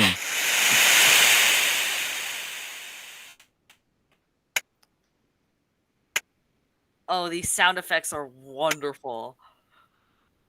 Wow, with such ear-splitting imagery. I can't believe what I'm seeing. This was a very early game that I played. How old are you, Bryce? I'm like a million years old. I feel very old now, but I actually played this game. I did play it. See, this is why you need to be protected at all costs. You're a dying breed. There are just not enough people like you. This is so pure. Like, oh my god. Man. And is this an Atari 2600 game? This is a version on the Commodore 64, but I had actually a PC, and I think that I had it like for a PC. I didn't have a Commodore 64, but whatever I had on my PC looked like this. This is just a port to Commodore 64 or whatever it is. Okay. So do you just fight against? Is it you just battle against one little NPC all the time, or do you actually like have like games that you attend with an audience, or is it just like really just this? No, this is it. It's one-on-one. It's Dr. Nice. J versus Larry Bird, and I guess you choose one of them if I remember correctly, and then the other one I guess is the computer. So, wow, how many hours would you say you spent on this game? You know, I don't think I spent a ton. There were games that I was more excited about, but you know, at the time there weren't a lot of games like it. Playing basketball with kind of names of athletes that you recognize was considered something relatively new. Okay. I'm trying to see if he'll make it another time. Yes, it's kind of lame. Honestly, I've seen games look worse than this on a Commodore 64. So. Yeah, I mean, worse things can happen in this game, but this is. Oh, I remember this. What? You could shatter the backboard? You could shatter the backboard, and that was considered like wow. Like you could shatter the backboard. That was revolutionary. Like, Is that a cleaner that just came on? yeah, the yeah. screen? Somebody comes to clean the glass. It's very imaginative. I know it doesn't look like much now, but I did just don't pick the white clothed character because he's always losing. The whenever he makes a shot, sounds like they're going to be hit by a tsunami. You hear that? That's the same effect. That's the same it's effect. Like 10,000 cats hissing at once. Yeah, that was the audience. Sounds like the ocean from Zelda, Legend of Zelda. This is like an early, today you have like those kind of NBA or whatever, but this is an early version of EA Sports doing their thing, I think. Yeah. Matthew Marcillo apparently played this. Oh. Oh, right. I forgot about those menu options with the music that just kills your ears. It's just like louder than it needs to be. And that was such a nice thing to share with us, Prize. Thank you. Yes. I also... He's like, yeah, and I got this too. Did you guys ever play Burger Time? No. What is that? That's another early one. This looks like an arcade Donkey Kong. The chef walks around and creates burgers by the burgers are falling and stuff. And that's it. Oh, and then he has to complete the burgers. Maybe I'm just giving it too much credit. The burgers, but also I think that like some weird either condiments or something come to attack him, or something happens. Don't waste I peppers. think. Start with only fine. Earn extra peppers, bonuses, claims. Okay. I like this because I like burgers, so I think as a kid. Whoa! That was. There's a hot dog. And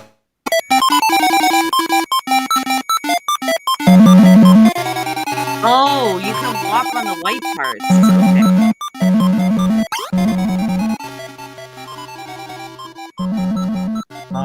See? Oh, now I like this. Now I know where they got the Amber Alert sound from. Excuse me. Wow. It was a very relaxing game. I don't know how to tell. Like, I know it seems dumb, but no, it's just like it's a puzzle-based strategy game. That's fun. I like this. Yeah, I'm hungry now. That's the effect that I used to have. I used to love that I'm making burgers. I don't know. As a kid, at least, I thought it was cool. I mean, keep in mind, these are the earlier games. It's not like I've played better games than this. I just suddenly, I don't know why I thought of this game. Did you ever play Paperboy? I think I did play it. I know what you mean. I played it back in the day. That was my favorite, dude. I felt like such a boss when I'd throw a newspaper and it just hits the door directly. Or it hits the window and then he's on a bicycle, right? And he's just driving diagonally kind of and throwing the papers. Yeah, that's right. I remember that. Let me see. Paperboy. Yes. I never said I won the game or anything, but it was definitely fun. I absolutely played Paperboy. It was fun. Easy Street. Sometimes there's something back in the day that they used to just make these very simple games, and they had their own charm. Yeah. It's hard not to like this game. I remember it. This looks familiar, actually. Yeah. Was this on PC? I think I had it on PC. You might have. I had it on Nintendo. You know what? I may have had it on Nintendo, but for some reason I played this on Nintendo. I think there was a PC port to this. For some reason, I vaguely remember that perhaps I had it on a PC, even though I also had a Nintendo. Yeah. Oh yeah, you had to control your bike, or you had to control the speed and everything too. So while you were trying to throw papers at the doors, you always have to watch out for all the obstacles, and it can get a little hairy.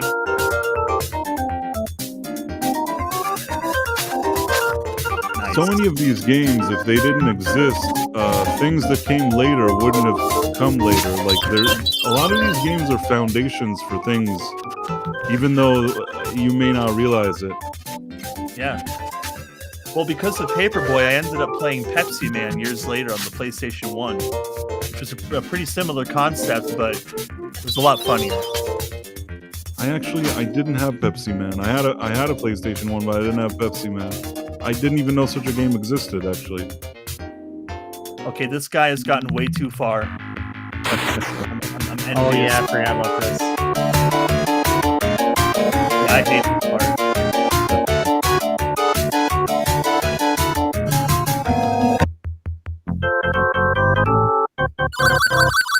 Nice. It's a fun game. Huh. Anyhow, Yeah. Man, it's been years since I played this. it has. Yeah. Wow, a lot of people have joined us ever since we put this weird stuff on. We stopped talking and put a game from like 70 years ago, and everybody like joined. Well, plus they really enjoy hearing about how there's going to be a one world government gaming system. So that's also helpful. It's actually kind of scary funny. That's what's with all the cross platforming, one world. It's a one world console. government gaming economy. Just everything is just merging. All the games are propaganda now. Maybe they'll find a way to just blend sports with horror RPGs too. Just meld it all.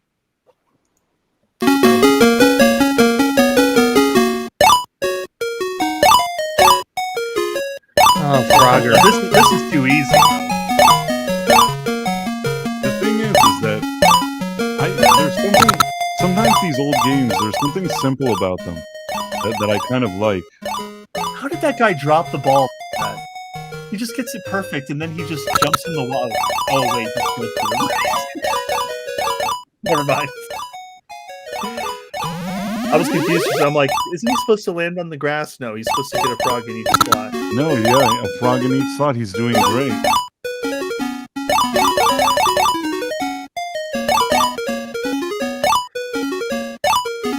Yeah.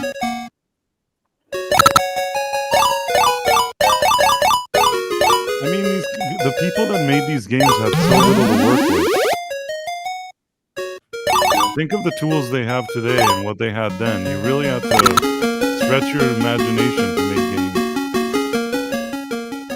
games. Yeah, very true. You know, they made Frogger games for the PlayStation too. I thought those were pretty fun. What did they do with Frogger for PlayStation? I actually have never played that.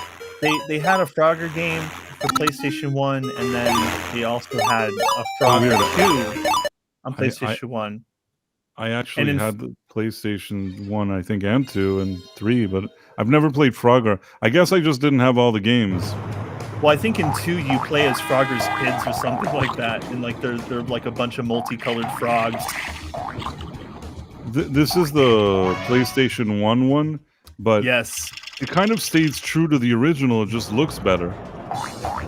Yeah, plus the cars are faster. It's a lot more chaotic. This is obviously a much better game, but the first one is still a blueprint for it, meaning... How many of these did they make? Good question. Did they do one for PlayStation 2? That I can't be sure of. I know their sequel was on PlayStation 1, but Okay, here they had this one. But I feel like here they already go into these kind of quests. It's like more serious now. See, now he's not just crossing the road, he's climbing mountains, collecting Andy treasure. looks like he's wearing a full-on outfit now. Now they made him like yeah. He's Boy Scout Frogger. Makes me think of Carmen a little bit. Oh, this is a platformer now. They went in a completely different direction with him. This makes me think of Croc and Banjo-Kazooie. Dude, every time he lands on the ground, it's like... I kind of like this though. I've never played it. Press the right analog stick. Dude, this is very Banjo-Kazooie right here. By using the right I was going to say analog Conker's stick. bad for Press day it again too. to return to the game. Now there's a You're way actually out of the scaring. level. You better get going on your adventure. Oh, for Ooh, PlayStation one last 2, this thing. looks pretty Over cool. there is Do a they have one for checkpoint. Go PlayStation to 3? these when you see them to save your Or is this the progress final in the game game. ever? Dread. You know what? Never You get might in surprise danger. us all. My 'cause I don't magic know. spell will. Have to Frogger look. No Returns. way. They had a wow. What if they did with the PS4? This one goes back to, it's not him like in a, like, this goes back to the original concept.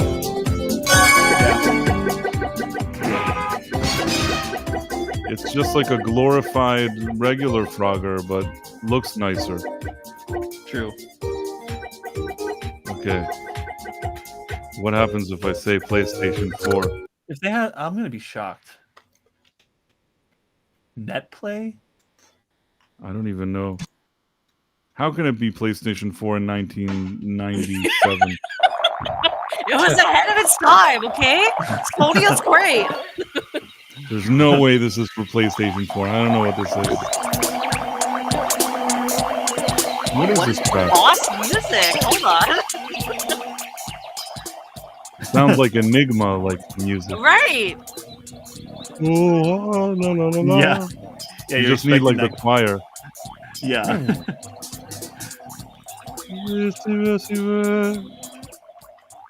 I think I don't even know what this is. This is awful. Wait, Frogger, PS4. No way. I don't believe it. It's 10 seconds long. Okay, buddy. All right. Yeah, I feel like they stopped doing it, but Yeah, like Yeah, I someone don't- else said in the comments on the newer con, there's a lot of emulators that can play the older games. okay, this is the evolution of all the Frogger games, apparently. Wow.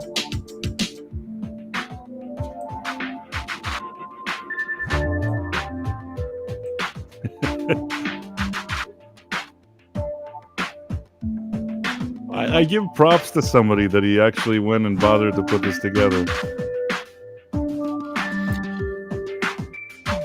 And he put this kind of, how do I Okay, so describe this the was music? This was a significant jump, this game. Yes. That's the one that he's like the Indiana Jones frog. This is just, again, this is a glorified Frogger. It's fancier than the original, but it does kind of the same thing. Well, he can double jump as you just saw. So- Yeah, I mean, they added. This one almost looks like a step back, whatever this is. Like, after the Indiana Jones one, this kind of looks like just whatever. He looks way more like Kermit in this one. Oh, this is cool. This is the Indiana Jones one. I don't know what the other one was. You can just swim. Yeah, they just went, like you said, they went straight Banjo-Kazooie on this one. Mm-hmm. Yeah, I kind of want to play it now. Me too. I like 3D platforms. What can I say? I feel like this is another downgrade. The one that we just saw, like that one, I Seems very- thought looked the best. This Well, one, it's showing at the top like what console it's for. So that was for the Game Boy Advance, so that makes sense. I see. This is What kind is of cool. this? I kind of like this. 2D,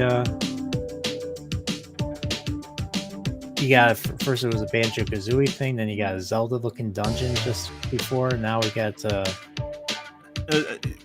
Frogger's going to be an accountant in like a PS5 version of the game, I guess. He's gonna be race swapped as well, you know. Just Yeah, right. check boxes, you know. Yeah. Backyard TARDIS says Frogger and the Rumbling Runes is the newest one, 2019 for Apple Arcade. Wow.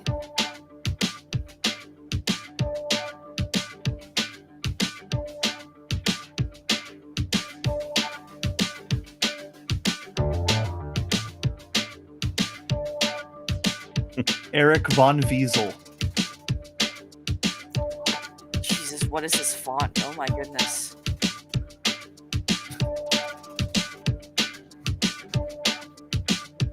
Frogger Decades. Yeah, they really have not. I mean, there was that Banjo Kazooie one, but otherwise they like stayed pretty true to it. Yeah, most of them like keep the principle of he needs to cross the road, but I don't know. This is kind of cool. This is nice. I'm kind of surprised that they haven't mentioned Frogger 2. I feel like that was a pretty significant one too, because he plays his kids. Is it coming up? Maybe what console was it for? It was PS1, so it was like right after the first PlayStation Frogger.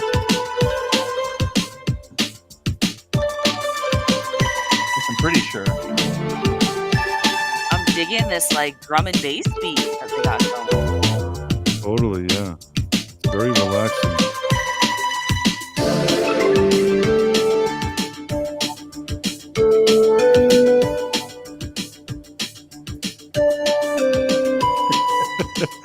This is a kind of relaxing thing for late night.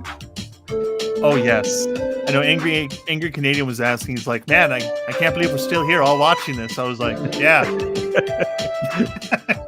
Yeah, like I said, this is actually the most people we've had all night actually watching. I don't know how this is what ended up being the draw here, but Yeah, next stream. Why Frogger is the best game to ever come out. I kind of want to play. I kind of want to play these now. Me too.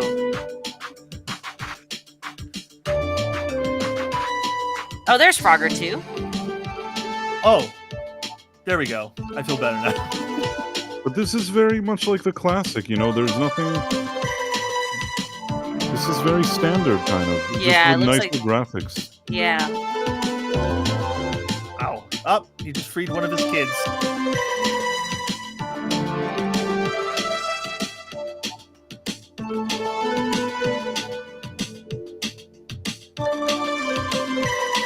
Man, how many Frogger games did they make? I feel like they made 100. They made 100?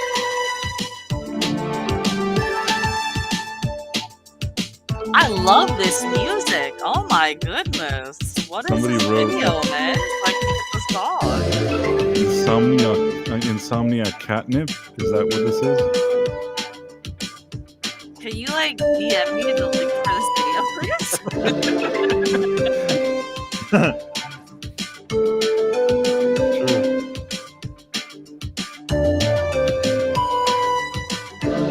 That one actually looks interesting. I'm not sure how that works.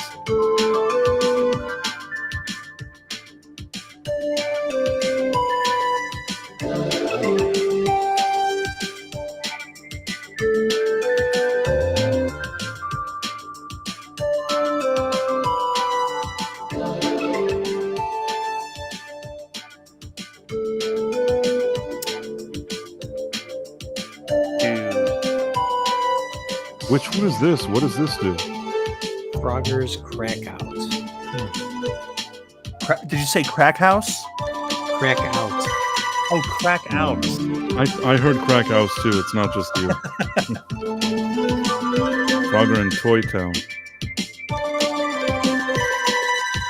It's a Windows Store exclusive. There have been 26 Frogger games between 1981 and 2022. This one is kind of pleasant, actually.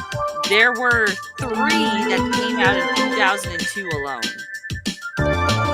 Jeez. And 3 in 2003 as well. This is the one that Backyard Artist was talking about. Oh, this one right here? Yeah. Oh, that's like a puzzler. What? This is like the last from 2022. I guess this is the last one. That Yeah, looks Yeah, this- that's the last one, yep. But what do you do? How do you know what puzzles you're supposed to do? It's the only one I don't quite understand out of all of these. It's a Oh, maze. so You're supposed to Yeah. pick a pathway. Yeah, that makes sense. You can control Frogger and you can control the platforms a little bit and turn the camera. It's actually pretty cool. That He's was like, let's pretty watch it again. Right. No. I wouldn't do that to people, but it is pretty cool. Yeah. Nice. That's my screen. It was your screen from before. I mean, first of all, I want to thank everybody that's joined us at such a late hour. It's very nice of everybody. But I think probably we should consider going to sleep. Yeah, I'm like 4 hours past my bedtime now. I am too, actually. That was just I warm was up. supposed to go to the gym 2 hours ago. Oh But, my goodness, really? Dude, we totally stepped on his gym time. That's hilarious. No, I don't know how this went out of hand, this stream. Usually our streams are like I max derailed two- the stream like at least 15 times. So 2 hours and 3 minutes, 30 minutes. That's like our max stream, and we're at 3 hours and 44. Let's just go 16 more minutes at this point and make it even. I'm gonna fall asleep. I'm so glad you said that, Vex, because I was just talking to Price earlier this week. I'm like, dude, it'll be so fun. We'll have Nerdporial on. We'll talk about Planet of the Apes for about an hour, and then we'll call it a night. Well, I think that since Nerdporial is tired, and I think we all have stuff to do in the morning, let's maybe wrap up. I want to say thank you to all the people. There were so many great people in the chat today. You know, Backyard TARDIS, always happy to see him here. Angry Canadian, DJ Roning, Jay Goodwin. Is that DJ Ronnie? DJ Ronnie G. Ronnie G, yeah. Yeah. E. Clay Thomason. Warlock 000. Empress Joey. NM, Warlock, whatever you just said. I hope I didn't miss people. I feel like there were others. Oh, there were tons. We had Empress. Of course, we had Jay mentioned. I think there was Joshua Calkins, Matthew Marcillo, Whalum, Bush McFadden, Sarav Singh. I'm so good at this. E. Clay Thomason was here, but like one message. He sure was. Vex was here in that year. Joshua Calkins. Okay. And we had Saber Wolf America and Rumble that they were hanging out with us for a little bit too, which was nice. And there you go. Sidhu Moswala from Rumble. Thank you. Kiva1961. What's up, Kiva?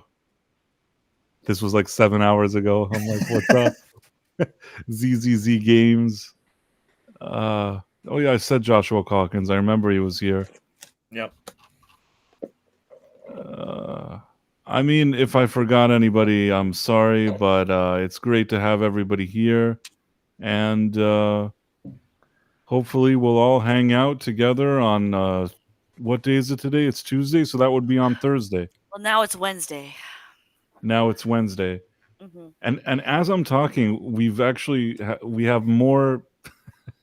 How come, are they waking up now? How come we've had like maybe this must be like the UK people now, like they're having breakfast and something like what's going on Rumble today. They're 6 hours ahead, so it's like 9 a.m. for them. So I guess like Frogger and me reading names from the chat is like where we hit our peak. I'm sure if you if you made your little your little avatar, if you put just like a Frogger shirt on him, you get even more people. You double your viewership.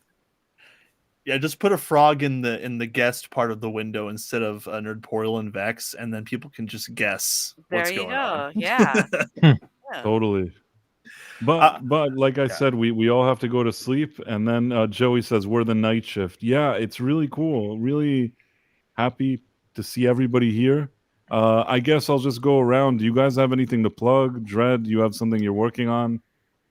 Just usual. I'm seeing what's going on in the gaming world and just bringing information out and having a fun time doing it when there's a lot of crazy drama. It's just an interesting world to look at from the outside. But that's what I've got going on. That's all I've got. Anybody that has any kind of platform that they're on, they should check out Dreadroberts, DreadRoberts, and check out his videos. They're great. He does a lot of really good kind of investigative reporting about the gaming stuff. Vex, anything you want to plug? I'm in a break with one of my contracts right now, so there's content coming for sure. Otherwise, I am just Vex Electronica on everything. Currently, I have been dunking on women on Twitter and gamers alike. So if you want some honest, ruthless takes, you can find me on Twitter. Yeah. But thank you for squeezing me in. Be happy that I had an energy drink for like the No, first time ever. I thought that the second that I thought that we'd never hear from you. I told everybody that I think maybe I said on the stream that I think you fell asleep, and that was it. I was just like, I was dunking on people on Twitter. That's all I was doing. And I had an energy drink at like 6:30 so that I would be awake for Gooch's stream at 10. And then I did my cardio before then. So on top of the energy drink, now I have all these endorphins and I can't fucking sleep. So you're saying right before you came onto our stream, you had just finished laying a path of destruction in your wake. And while on the stream, yes. And while on the stream, yeah. Yes. That's But right. thank you for having me on and letting me ramble. It's always a pleasure to join y'all No, here. it's And good. again, We like hanging out with you. This was fun. And Nerdtorial again, it was great too. I've heard a lot of good things about you, so it was nice to finally get to me. And sorry that we cut into your gym time. Don't worry about that. It's nice sorry to meet about you your too. gym. I didn't even know if you had said something. I probably wouldn't have done anything differently, but I would have felt bad while doing nothing to help you. Do you have anything? Do you have anything you want to plug? Yeah. I usually have my weekly chilporials. This week it's me.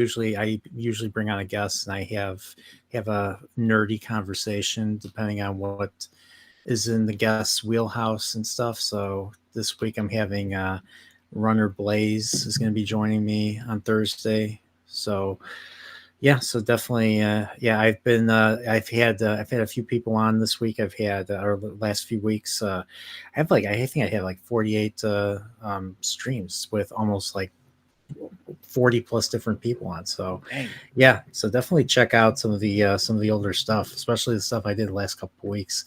Yeah, YouTube's been kind of screwing me in that regard, like not notifying people about streams and all that. So I don't know what it is. I've been feeling kind of weird. I don't know always. You don't know how these kind of algorithms work, but I have felt that there were a few videos I recently posted that kind of seemed more quiet. But you don't know. Maybe just people didn't like the videos. I don't really know. There's But a few things going on behind the scenes, to be honest, with YouTube. So if you wanted to try something new with your YouTube channel right now, now's the time to do it when the algorithm is not favoring anyone. Yeah. Yeah. Like that's what I'm going to do with the content I got. I'm going to test something out, and doesn't mean fuck all because the algorithm has changed anyways. That's what I keep telling them. I keep saying that it's not just that you guys' content is bad, because you guys' content is great. It's just that the algorithm recently changed, and so it's screwing everybody. Yeah, everybody. Look at Critical Drinker is a great example. He's at 2 million subscribers right now. Dude used to put out a video like every 2 weeks. Now he puts out like 3 videos a week. Because all of his views are getting nuked, and that's the balance for him right now. Crazy. That's crazy. So it doesn't matter if you're big or small. Like YouTube's fucking everyone the same. Yeah, they're all on Twitter screaming about it too. It's just like, what's happening to my video? Like everyone, literally everyone. So wow, and more people have joined us now, and I'm not sure why. This is the weirdest thing. We were here for 4 hours. So just to finish my thought, so Chilporial is the thing I generally do weekly. I generally do retrospectives. Those are like my big projects. Retrospectives on things I like, whether it's a particular video game or a movie or a show or something like that. So definitely check out the channel. My Planet of the Apes retrospective from like a year and a half ago has kind of bumped up in the algorithm. So check that out. My 5-hour Ocarina of Time retrospective is another one. So, so I got a lot of content that I'm still able to kind of, live off of, but I haven't. I'm meaning to put some put another like maybe Apes retrospective for the sequels, maybe a 2001 retrospective. There's still a lot of stuff that I gotta do. I just haven't had the energy to make a video in a while. So if people want to find you, they can find the Nerdporial life form. Is that who that's the you name. are on everywhere? That's the name of the channel, the Nerdporial life form. And Excellent. somebody actually says here, Nerdporial, have not heard from you in a while. Have a great Wednesday too, my friend. Oh, That's Matthew Marcillo. Yep. Sure is.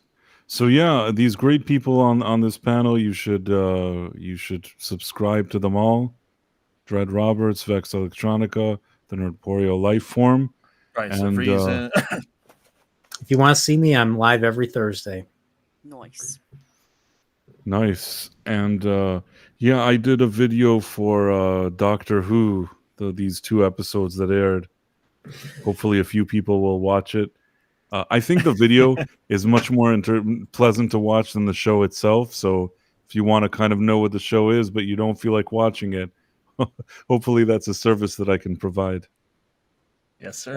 And thanks for more people joining now as we're about to just sign off. So He's sad because he knows he has to commit to it now. Right. No, but the thing is, we've been here for hours and we really do have to go to sleep. So hold on. Somebody made a comment here.